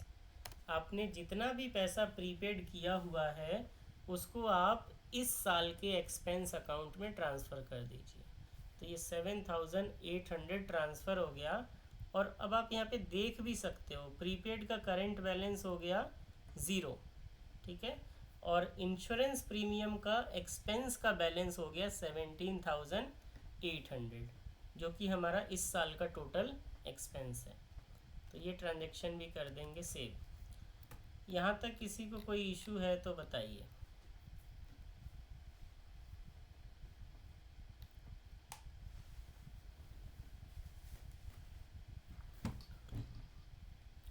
अगला पॉइंट है परचेज ऑफ फर्नीचर 45,000। आपने फर्नीचर परचेज किया है 1 अप्रैल को 45,000 का। तो ये ट्रांजैक्शन भी जर्नल में जाएगा, क्योंकि ये आपने गुड्स परचेज नहीं किए, फर्नीचर को परचेज किया है। तो जर्नल में जाएंगे और यहाँ पे टाइप करेंगे फर्नीचर, क्योंकि फर्नीचर आपके लिए असेट आइटम है और असेट बढ़ रहा है, तो फर्नीचर डेबिट होगा। कितने का परचेज किया? 45, तो 45,000 लिख दीजिए। इसके अगेंस्ट आपने पेमेंट किया होगा, तो बैंक अकाउंट आपको सेलेक्ट करना है, और ये पेमेंट आपने किया है PNB से, क्योंकि ये अदर टाइप की पेमेंट है। तो ये 45,000 आ गया, इसको कर दीजिए save. Then next transaction point number 11, और ये थोड़ा सा इम्पॉर्टेंट है बाकी ट्रांजेक्शन से। क्योंकि यहाँ पे आपको 3 अलग अलग एंट्रीज पास करनी है। इसको पहले देखते हैं क्या है ये transaction. Purchased land and building from ABC limited for ₹10 lakh. आपने किसी से लैंड एंड बिल्डिंग परचेज किया क्रेडिट पे 10 लाख, ठीक है। तो एंट्री क्या होगी? एंट्री होगी land and building account debit to party account, क्योंकि आपने ये क्रेडिट पे लिया है। आगे लिखा है टू पे this company borrowed loan from bank of ₹6 lakh and issued fully paid debenture of 4 lakh. ABC को पैसा देने के लिए कंपनी ने क्या किया? कंपनी ने 6 लाख का तो लोन लिया और 4 लाख के डिवेंचर इशू कर दिए। तो जब आप लोन लोगे तो उसकी आपको एक जर्नल एंट्री पास करनी होगी। किस नाम से? Bank account debit to bank loan. और थर्ड एंट्री होगी जब आप पेमेंट करेंगे ABC लिमिटेड को। तो बेसिकली इस एक ट्रांजैक्शन में 3 अलग अलग जर्नल एंट्रीज होनी है। 1 बाय 1 इसको करते हैं। सबसे पहले एंट्री होगी परचेज की। तो जब आपने परचेज किया तो क्या बढ़ा? Land and building. कितने से बढ़ा? 10 लाख से, ठीक है। क्रेडिट किसको करोगे? पार्टी अकाउंट को, जिससे आपने परचेज किया। अब पार्टी अकाउंट जो है ABC लिमिटेड वो पहले से नहीं बना हुआ, तो इसको हम क्रिएट करेंगे। नेम आ जाएगा ABC लिमिटेड। अंडर ग्रुप, अब ABC लिमिटेड आपके लिए क्या है? क्रेडिटर है, लेकिन इसको हम सन्ड्री क्रेडिटर में नहीं डाल सकते।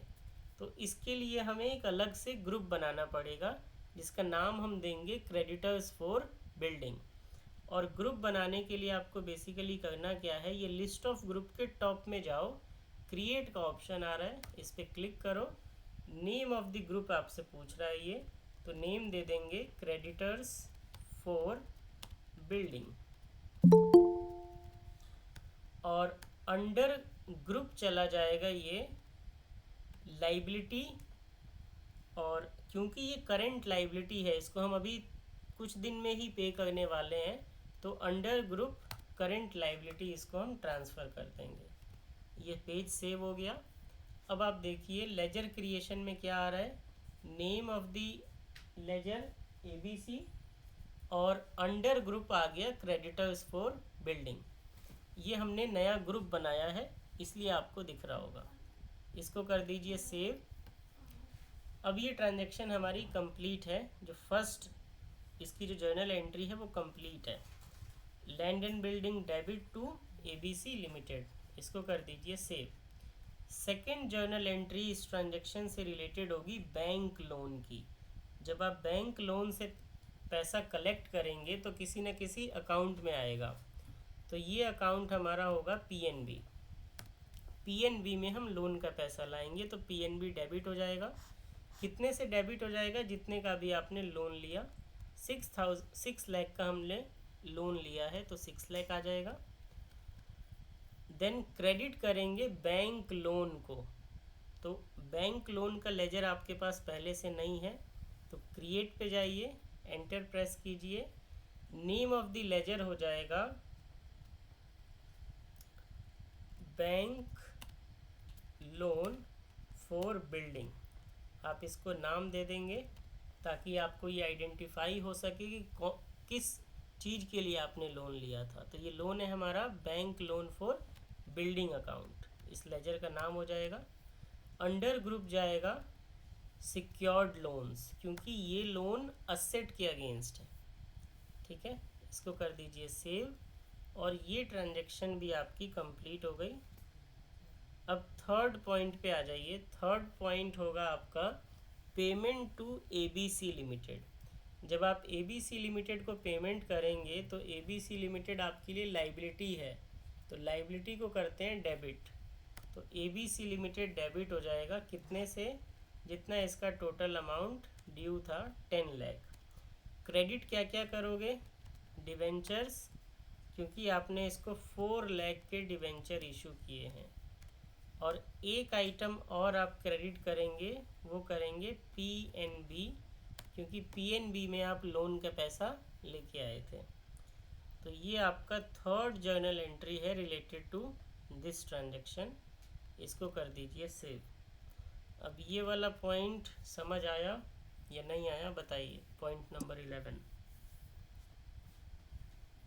इस एक ट्रांजैक्शन के लिए हमने 3 अलग अलग जर्नल एंट्रीज पास की हैं।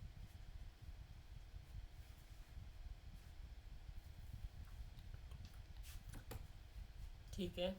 Point number 12, sold all investment for ₹3 lakh.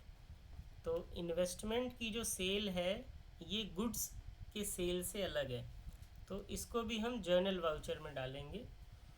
Debit करोगे आप बैंक को, क्योंकि जब आपने सेल किया तो बैंक में पैसा आया। कौन सा बैंक डेबिट होगा? PNB। अमाउंट जितने का सेल किया 3 लाख रुपीज़। क्रेडिट क्या करेंगे?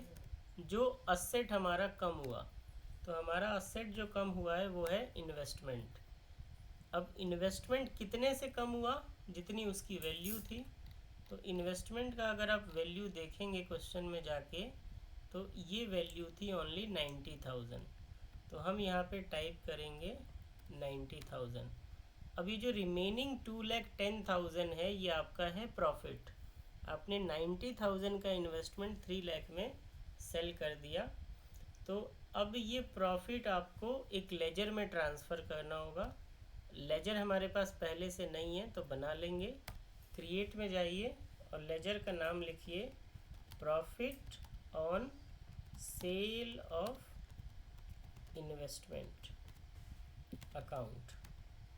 और सर ये नॉर्मल PNL में नहीं डाल सकते? डायरेक्ट PL में डालना टेक्निकली गलत है, क्योंकि अगर आप डायरेक्टली PL में डाल देंगे तो टैली उसको दूसरे तरीके से रिप्रेजेंट करने लगेगा। हमें पता होना चाहिए कि हमें किस पे प्रॉफिट हुआ है, ठीक है, क्योंकि टैली उसको अलग से नहीं दिखाएगा कि ये इन्वेस्टमेंट पे प्रॉफिट है। ठीक है, इसलिए हम इसके लिए अलग से लेजर बना रहे हैं। डायरेक्ट PL में डाल दोगे तो मार्क्स वैसे तो नहीं कटने चाहिए। अगर मैं चेक करूँगा तो नहीं काटूँगा, लेकिन एक्सटर्नल चेक करेगा तो काट लेगा, क्योंकि ये अलग लेजर में जाना चाहिए। ठीक है। अंडर ग्रुप आ जाएगा इनडायरेक्ट इनकम, क्योंकि आपने अपनी इन्वेस्टमेंट सेल की है तो आपके लिए इनकम है ये, तो इसकी ग्रुपिंग करेंगे इनडायरेक्ट इनकम। इसको कर दीजिए सेव, और ये ट्रांजैक्शन भी आपका कंप्लीट हो गया। Next transaction expenses. तो 13 पॉइंट जो है आपका ट्रांजैक्शन नंबर 13, ये मेन पॉइंट है। 13 एंड 14 थोड़ा कंफ्यूजिंग होता है, तो इसको ध्यान से समझिएगा। आप में से कई बच्चों ने 13 एंड 14 के लिए ही बोला था एक्सप्लेन करने के लिए। तो 13 में आपको सिंपली ये याद रखना है कि जो भी आइटम गिवन है, जो जो एक्सपेंसेस गिवन है, इन एक्सपेंस को एज इट इज़ टाइप कर देना है और बैंक अकाउंट को कर देना है क्रेडिट। ठीक है। जैसे सबसे पहला जो पेमेंट है वो है सैलरी से रिलेटेड, सैलरी आउटस्टैंडिंग हमने पे किया। उसके बाद है electricity, telephone, current salary, rent, tax of last year. तो इसको ऐसे ही टाइप कर लो जो जो आइटम है और अमाउंट लिखते जाओ। इसको भी हम जर्नल वाउचर की हेल्प से करेंगे। तो सबसे पहले डेबिट हो जाएगा सैलरीज आउटस्टैंडिंग। कितना डेबिट होगा? 50,000। मैं अज्यूम कर रहा हूँ कि आपको जर्नल एंट्री आती होगी। जब भी आप कोई एक्सपेंस पे करते हो तो expense account debit to bank account होता है, तो 1 बाय 1 सारे एक्सपेंसेस को डेबिट करते जाएंगे। सैलरीज अकाउंट आ गया। दूसरा है इलेक्ट्रिसिटी। अब इलेक्ट्रिसिटी का लेजर आपने पहले से नहीं बना रखा, तो आप इलेक्ट्रिसिटी अकाउंट करके लेजर बना लेंगे, और ये आपका इनडायरेक्ट एक्सपेंस है, तो इसको आप इनडायरेक्ट एक्सपेंस ग्रुप में डाल देंगे। इलेक्ट्रिसिटी का एक्सपेंस था 25,000, ये भी टाइप कर लीजिए। Then next expense is telephone. Telephone भी पहले से नहीं बना हुआ, तो ये बना लीजिए टेलीफोन अकाउंट, और ये इनडायरेक्ट एक्सपेंस है, इसका अमाउंट है 15,000। Again next debit current salary 80,000। अब करंट सैलरी का मतलब है कि इस साल की सैलरी एक्सपेंस। अब इस साल के सैलरी एक्सपेंस से रिलेटेड आपने कोई लेजर नहीं बनाया हुआ, आपने सैलरी आउटस्टैंडिंग बनाया था, तो सैलरीज अकाउंट के नाम से एक लेजर बना लेंगे, सैलरीज अकाउंट, और ये इनडायरेक्ट एक्सपेंस ही है आपके लिए। इसका बैलेंस है 80,000, तो ये आ गया 80,000। देन इसके बाद नेक्स्ट आपको दिख रहा है रेंट, बट इसमें एक ब्रैकेट में लाइन है इंक्लूडिंग आउटस्टैंडिंग।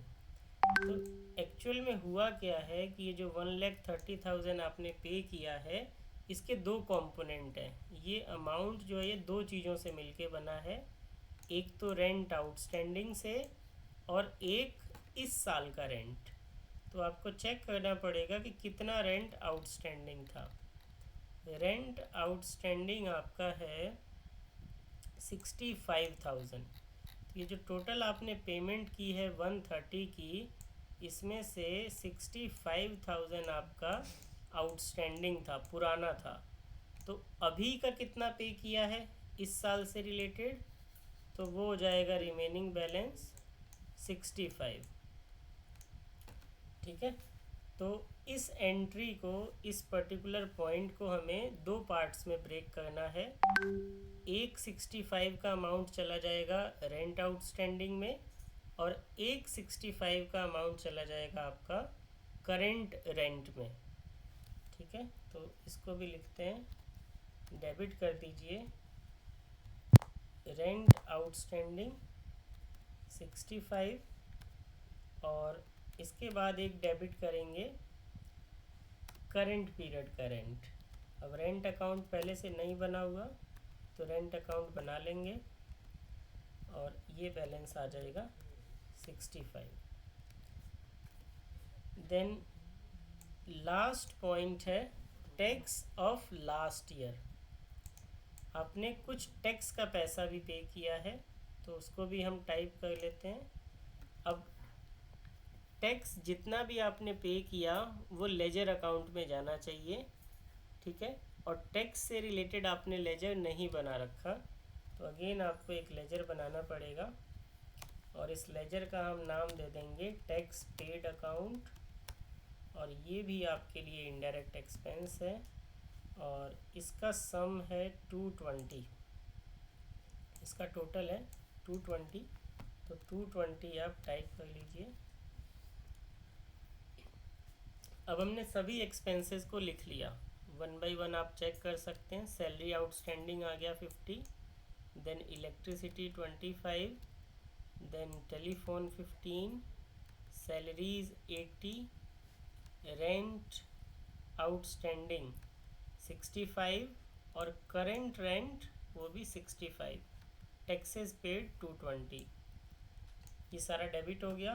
क्रेडिट हो जाएगा आपका बैंक अकाउंट, जो कि है PNB 5,20,000 से। बताइए, ये वाला पॉइंट क्लियर है? ये ट्रांजैक्शन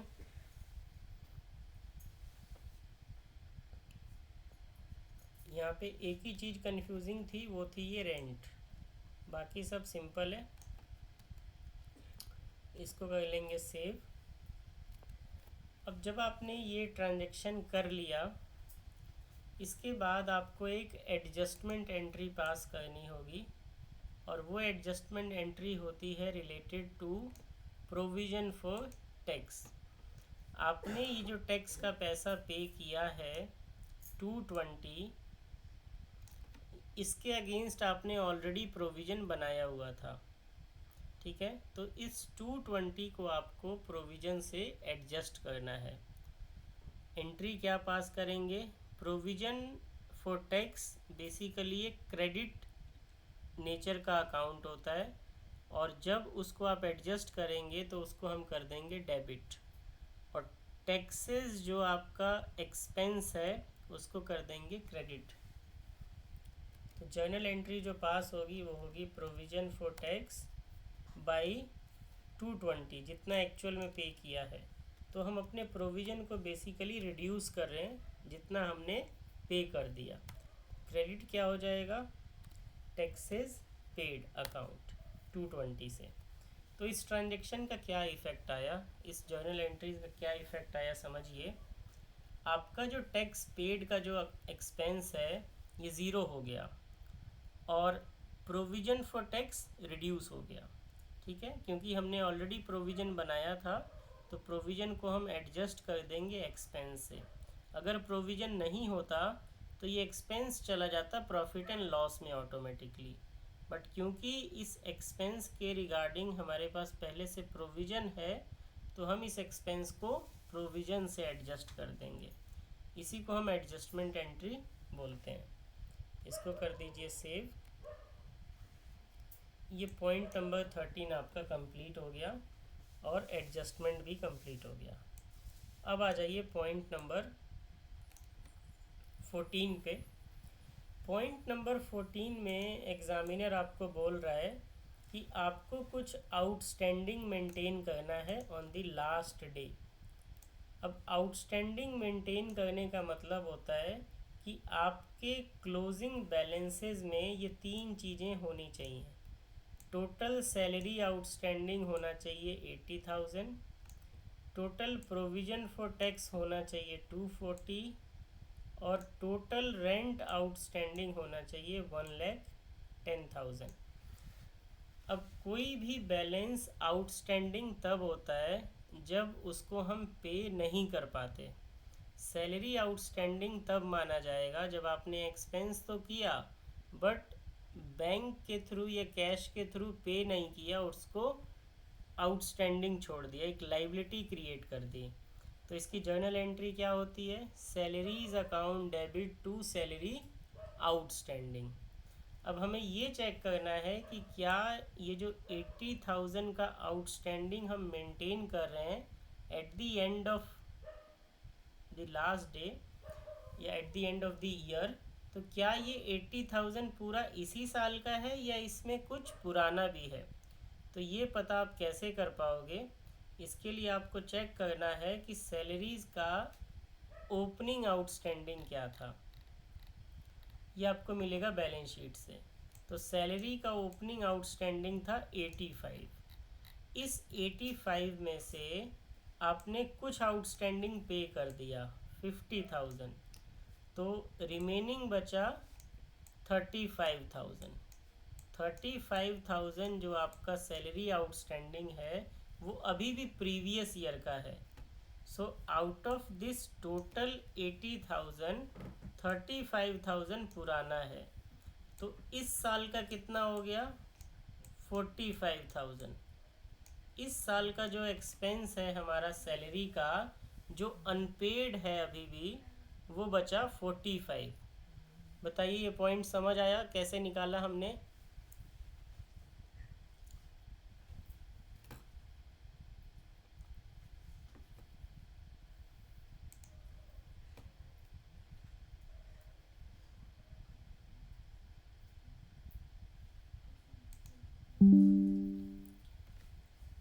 तो ये हमने निकाला है प्रीवियस ईयर के आउटस्टैंडिंग बैलेंस को हमने माइनस कर दिया इस साल के आउटस्टैंडिंग से जो 31 मार्च को आपका आएगा 80,000।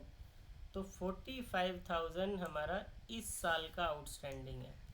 इसके रिगार्डिंग हम एक जर्नल एंट्री पास करेंगे, क्योंकि जब आप कोई आउटस्टैंडिंग मेंटेन करते हो तो वो एक्सपेंस से रिलेटेड होगा। ठीक है, तो इस आउटस्टैंडिंग के रिगार्डिंग हमने एक जर्नल एंट्री पास करनी है और ये जर्नल एंट्री क्या होगी, सैलरीज अकाउंट डेबिट 45,000 और क्रेडिट कर देंगे सैलरीज आउटस्टैंडिंग को।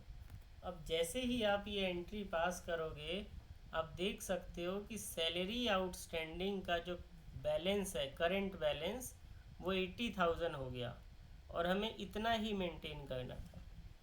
तो ये पॉइंट कर दीजिए सेव, ये वाउचर कर दीजिए सेव। नेक्स्ट आउटस्टैंडिंग बैलेंस है हमारा provision for tax. Provision for tax आपको मेंटेन करना है 240। तो प्रोविजन फॉर टैक्स मेंटेन किया जाता है प्रॉफिट एंड लॉस से। आपको प्रॉफिट एंड लॉस से प्रोविजन में अमाउंट ट्रांसफ़र करना होता है। अब हमें पता है कि हमें इस साल के एंड में 240 का प्रोविज़न चाहिए। तो आपको चेक करना पड़ेगा कि जो पिछला प्रोविज़न बनाया था वो पूरा एग्जॉस्ट हो गया या अभी भी उसमें कुछ बचा हुआ है। तो आप देखेंगे क्वेश्चन में, तो प्रोविज़न फॉर टैक्स हमने बनाया था 250 का, जिसमें से 220 हम ऑलरेडी एडजस्ट कर चुके हैं क्योंकि 220 हमने पे कर दिया। तो 30,000 का अभी भी प्रोविज़न हमारा रिमेनिंग है बुक्स में और हमें मेंटेन करना है 240। सो इसका मतलब ये है कि 2.10,000 का प्रोविज़न हमें एडिशनली बनाना होगा सो दैट हम 240 तक पहुंच पाएँ। तो इसके लिए भी आपको एक जर्नल एंट्री पास करनी होगी। प्रॉफिट एंड लॉस को डेबिट करना होगा और प्रोविज़न फॉर टैक्स को क्रेडिट करना होगा। तो डेबिट कर देंगे प्रॉफिट एंड लॉस और अमाउंट आ जाएगा 2,10,000। क्रेडिट कर देंगे प्रोविज़न फॉर टैक्स। इसको कर दीजिए सेव। अब इसके बाद जो लास्ट हमारा आउटस्टैंडिंग बैलेंस है वो है रेंट आउटस्टैंडिंग। रेंट आउटस्टैंडिंग का जो बैलेंस हमें मेंटेन करना है वो करना है 110। अब आपको ध्यान रखना है कि क्या इस 110 में कोई पिछला बैलेंस भी इंक्लूडेड है। तो पिछला बैलेंस कुछ भी इसमें इंक्लूडेड नहीं है क्योंकि 65 का जो हमारा आउटस्टैंडिंग था वो सारा का सारा हमने इस साल पे कर दिया। जो ओपनिंग आउटस्टैंडिंग था वो सारा पे हो गया। सो इट सिंपली मीन्स कि जो भी अब आउटस्टैंडिंग हम शो करने वाले हैं वो करेंट ईयर का है। 1,10,000 जो है वो करेंट ईयर का एक्सपेंस है। तो इससे रिलेटेड भी आपको एक जर्नल एंट्री पास करनी है जिसमें आप रेंट अकाउंट को डेबिट कर देंगे 1,10,000 से और रेंट आउटस्टैंडिंग को क्रेडिट कर देंगे 1,10,000 से। अब रेंट आउटस्टैंडिंग का आपको यहाँ पे बैलेंस दिखेगा 110 और इतना ही हमें मेंटेन करना था। तो ये ट्रांजैक्शन भी कर दीजिए सेव। ये 14 पॉइंट जो है आपका ट्रांजैक्शन नंबर 14, इसमें 3 पार्ट्स थे और इन तीनों पार्ट को हमने कर लिया। लास्ट ट्रांजैक्शन नंबर 15, ये आपको बोल रहा है डेप्रिसिएशन चार्ज करने के लिए किन चीज़ों पे, फर्नीचर एंड मशीनरी पे। फर्नीचर पे डेप्रिसिएशन लगेगा 20% और मशीनरी पे लगेगा 10%। आप ये डेप्रिसिएशन पूरे साल के लिए लगाएंगे। सबसे पहले फर्नीचर का आपको बैलेंस पता होना चाहिए कि कितना बैलेंस है। बैलेंस आपको बैलेंस शीट में मिल जाएगा। फर्नीचर इनिशियली 350 का था और हमने कुछ फर्नीचर परचेज भी किया है। तो 350 प्लस 45 तो 395 जो है आपका टोटल फर्नीचर है इतने का। और मशीनरी पे डेप्रिसिएशन हम लगा रहे हैं 10%। मशीनरी का बैलेंस देख लीजिए। मशीनरी है 225 की, तो इस पे भी हम लगा देंगे 10%। 2,25,000 है तो 2,25,000 का 10% बन जाएगा 22,500 और 3,95,000 का जो 20% डेप्रिसिएशन बनेगा ये आपका आ जाएगा 79,000। ये आप कैलकुलेट करके देख लेना। 79,000 आपका आ गया फर्नीचर पे और 22,500 आ गया मशीनरी पे। अब डेप्रिसिएशन से रिलेटेड जर्नल एंट्री क्या होती है, इसमें आपको डेप्रिसिएशन अकाउंट को डेबिट करना होता है और रिस्पेक्टिव असेट्स को हम रिड्यूस कर देते हैं, क्रेडिट कर देते हैं। तो डेबिट करेंगे डेप्रिसिएशन, डेप्रिसिएशन पहले से नहीं है तो डेप्रिसिएशन का लेजर बना लो। डेप्रिसिएशन अकाउंट इनडायरेक्ट एक्सपेंस है और इसका टोटल हो गया 79 प्लस 22,500, ये हो गया 101,500। तो इधर हम लिखेंगे 101,500, ये टोटल डेप्रिसिएशन। क्रेडिट कर देंगे सबसे पहले फर्नीचर को, फर्नीचर का बैलेंस है 79 और सेकंड क्रेडिट करेंगे हम मशीनरी अकाउंट को। मशीनरी अकाउंट का बैलेंस आ जाएगा 22,500। इस ट्रांजैक्शन को भी सेव कर दीजिए। ये पॉइंट नंबर 15 हमारा कंप्लीट हो गया। तो यहाँ हमने 15 ट्रांजैक्शन, सभी ट्रांजैक्शंस को रिकॉर्ड कर लिया। अब आप में से किसी को कोई डाउट है तो बताइए, नहीं तो मैं अब आपको एक्सपोर्ट करना बता देता हूँ। सर डेप्रिसिएशन दोबारा बताना। ठीक है, डेप्रिसिएशन में बेसिकली हमने क्या किया है कि जो भी आपको ओपनिंग बैलेंस दिया है ना सेट्स का, उसको लिया और अगर कोई परचेज हुआ है तो उसको ऐड कर दिया। तो सबसे पहले फर्नीचर लेना था हमें। फर्नीचर का आप ओपनिंग बैलेंस देखोगे तो ये 3,50,000 है। 350 इनिशियली था, 45 परचेज किया तो 395 हो गया। 395 का आपको निकालना है कितना, 20%। तो 395 का 20% कर दो, आपको अमाउंट मिल जाएगा और ये अमाउंट आ जाएगा 79,000। सेकेंड डेप्रिसिएशन जो हमने लगाया है वो मशीनरी पे लगाया है 10%। मशीनरी का बैलेंस भी आपको क्वेश्चन में ही मिल जाएगा 225। तो इसका डेप्रिसिएशन बन गया 10% के हिसाब से 22,500। आया समझ? यस सर, ये तो आ गया। एंट्री कैसे करेंगे? एंट्री कैसे किया, ठीक है। तो डेप्रिसिएशन की एंट्री क्या होती है बताइए? जर्नल एंट्री किया है, depreciation account debit to asset account, yes. ठीक है, क्योंकि डेप्रिसिएशन एक्सपेंस है। तो डेबिट करेंगे हम एग्रीगेट अमाउंट को जो टोटल डेप्रिसिएशन है, ठीक है। ये मैं आपको दिखा देता हूँ डे बुक में जाके।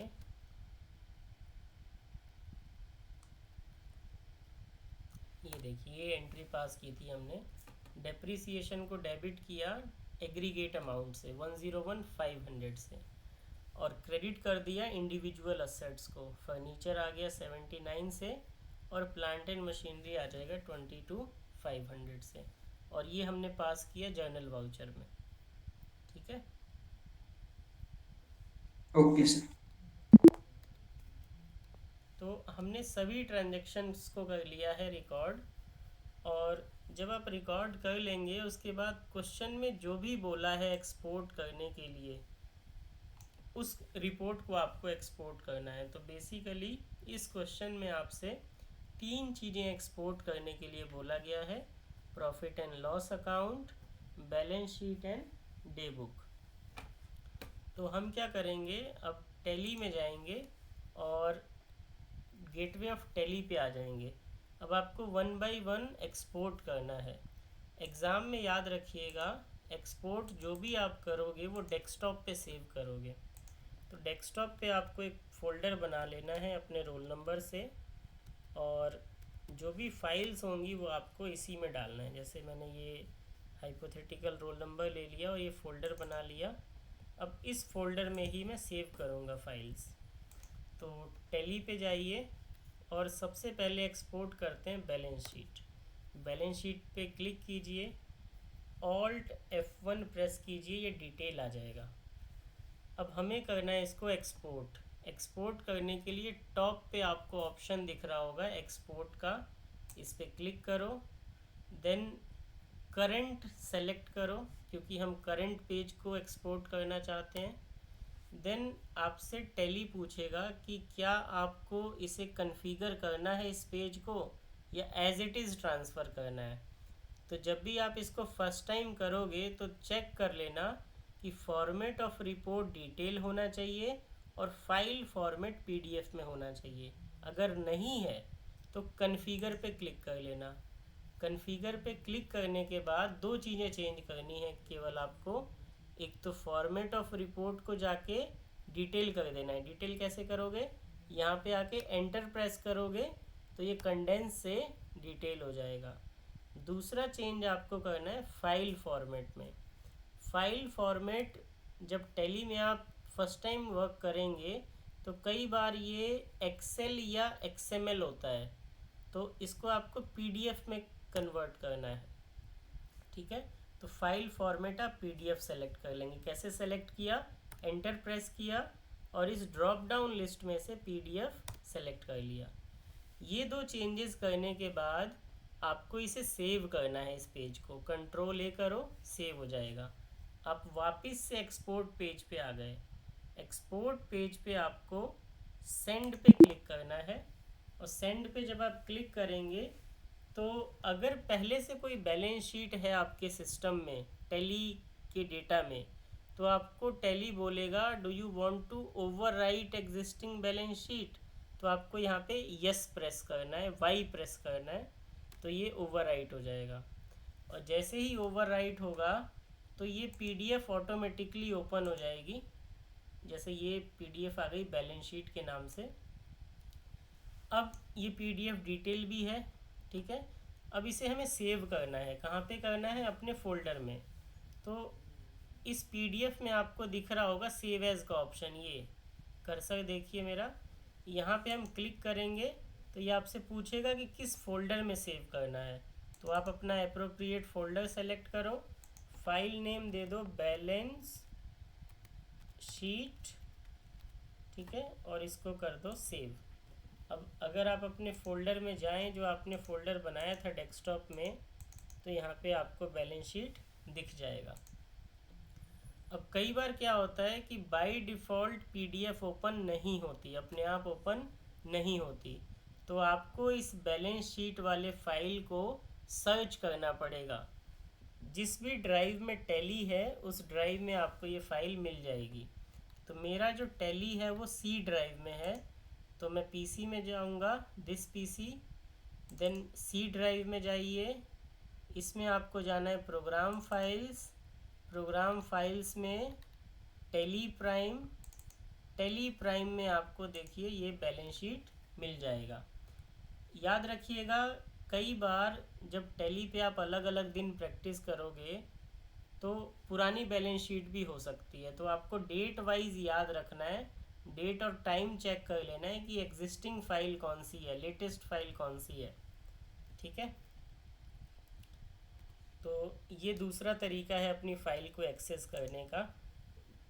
वैसे तो पीडीएफ ऑटोमेटिकली ओपन हो जाता है। अब बैलेंस शीट के बाद आपको एक्सपोर्ट करना है profit and loss. Same process है, प्रॉफिट एंड लॉस ओपन करो, डिटेल करो और एक्सपोर्ट पे क्लिक करो। एक्सपोर्ट पे जब आप क्लिक करोगे तो बोलेगा करंट रिपोर्ट सेलेक्ट करने के लिए करंट सेलेक्ट कीजिए, then check file format, detail होना चाहिए, डिटेल है, और फाइल फॉर्मेट पीडीएफ है। तो हम इसको सेंड पे क्लिक करेंगे जैसे ही, वैसे ही ये ओपन हो जाएगा। इसको भी आप सेव एज की हेल्प से अपने रिस्पेक्टिव फोल्डर में सेव कर लेंगे। देन लास्ट पॉइंट, आपको डे बुक भी एक्सपोर्ट करना है। डे बुक कहाँ से मिलेगा, ट्रांजैक्शंस गेटवे ऑफ टैली में ट्रांजैक्शन ग्रुप में आपको डे बुक दिखेगा।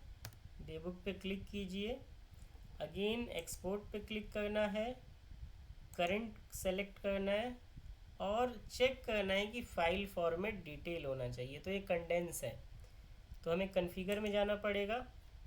कॉन्फ़िगर में जाके यहाँ पे हम तीन चीज़ें चेक करेंगे। पहला, शो नरेशन, यस होना चाहिए, एंटर प्रेस करोगे यस हो जाएगा। उसके बाद आपको चेक करना है फॉर्मेट ऑफ रिपोर्ट डिटेल होना चाहिए, ये पहले से कंडेंस है, एंटर प्रेस करो, डिटेल हो जाएगा। तीसरी चीज़ आपको वेरीफाई करनी है, फाइल फॉर्मेट पीडीएफ होना चाहिए। तो ये पहले से पीडीएफ है, ठीक है। तो अब इसको कर देंगे कंट्रोल ए से सेव, और अब देखो फाइल फॉर्मेट डिटेल हो गया, शो नरेशन यस हो गया, और फाइल फॉर्मेट पीडीएफ है। सेंड पे क्लिक कर दीजिए। डेबुक भी आपका एक्सपोर्ट हो गया, और डेबुक आप देख सकते हैं डिटेल में है, ठीक है। और जहाँ जहाँ मैंने नरेशन लिखा होगा वहाँ नरेशन शो भी हो जाएगा। अब इसको हम कर देंगे सेव, और ये आप अपने रिस्पेक्टिव फोल्डर में सेव कर लेंगे। तो ये मैंने एक्सपोर्ट भी आपको बता दिया। अब किसी बच्चे को कोई और डाउट है तो बताओ। सर आपकी वॉइस ब्रेक हो रही है तन्वी।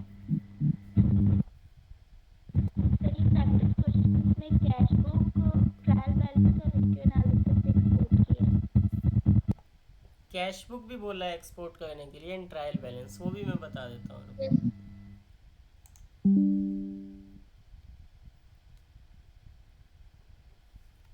जैसे अगर आप यहाँ जाएंगे ना डिस्प्ले मोर रिपोर्ट्स, तो यहाँ पे और चीज़ें आपको दिखेंगी। ट्रायल बैलेंस दिख रहा है, ठीक है। तो ट्रायल बैलेंस में अगर आप क्लिक करोगे तो ये आपका ट्रायल बैलेंस ओपन हो गया। अब एक्सपोर्ट करने के लिए अगेन एक्सपोर्ट पे क्लिक करो, सेलेक्ट करेंट, ठीक है। और यहाँ पे आप चाहें तो इन ऑप्शंस को यस कर सकते हैं। ओपनिंग बैलेंस को यस कर सकते हैं, ट्रांजैक्शंस को यस कर सकते हैं। ऑलरेडी ये नो है, ठीक है, तो इसको हम यस कर देते हैं। यस करने के लिए कॉन्फ़िगर में आपको जाना होगा, और इन दोनों को आप यस कर सकते हो, ठीक है। इसको सेव करो और सेंड पे क्लिक कर दो। जैसे ही आप सेंड पे क्लिक करोगे ये आपका ट्रायल बैलेंस आ गया। अब ट्रायल बैलेंस में आपको ये ग्रुप्स दिखा रहा है, जैसे कैपिटल अकाउंट में इतना बैलेंस है, लोन्स में इतना है, करंट लाइबिलिटी में इतना है, ठीक है। तो ये डिफरेंट ग्रुप्स का ओपनिंग एंड क्लोजिंग बैलेंस आपको शो कर देगा। इसको भी आप वैसे ही सेव एज करके अपने फोल्डर में सेव कर सकते हैं, ठीक है। तो जो भी आपको लेजर एक्सपोर्ट करने के लिए बोला जाए या कोई भी रिपोर्ट बोला जाए तो उसको आप एक्सपोर्ट कर सकते हैं, ठीक है।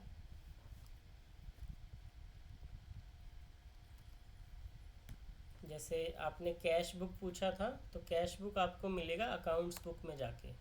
अकाउंट्स बुक में जाके कैश बुक पहला ऑप्शन है, इस पर क्लिक करोगे तो ये आ गया। इसको भी आप एक्सपोर्ट कर सकते हो, बट हम जनरली आपसे 3 चीज़ें ही पूछेंगे, balance sheet, profit and loss and day book, ठीक है। अब यहाँ तक किसी को कुछ पूछना है तो बताइए।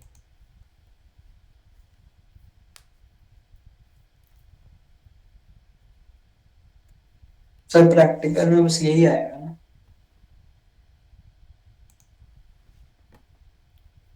ठीक है, तो मैं ये रिकॉर्डिंग अपलोड कर दूंगा यूट्यूब पे। आप लोगों को कोई भी डाउट हो तो आप इसको रिविज़िट कर सकते हो।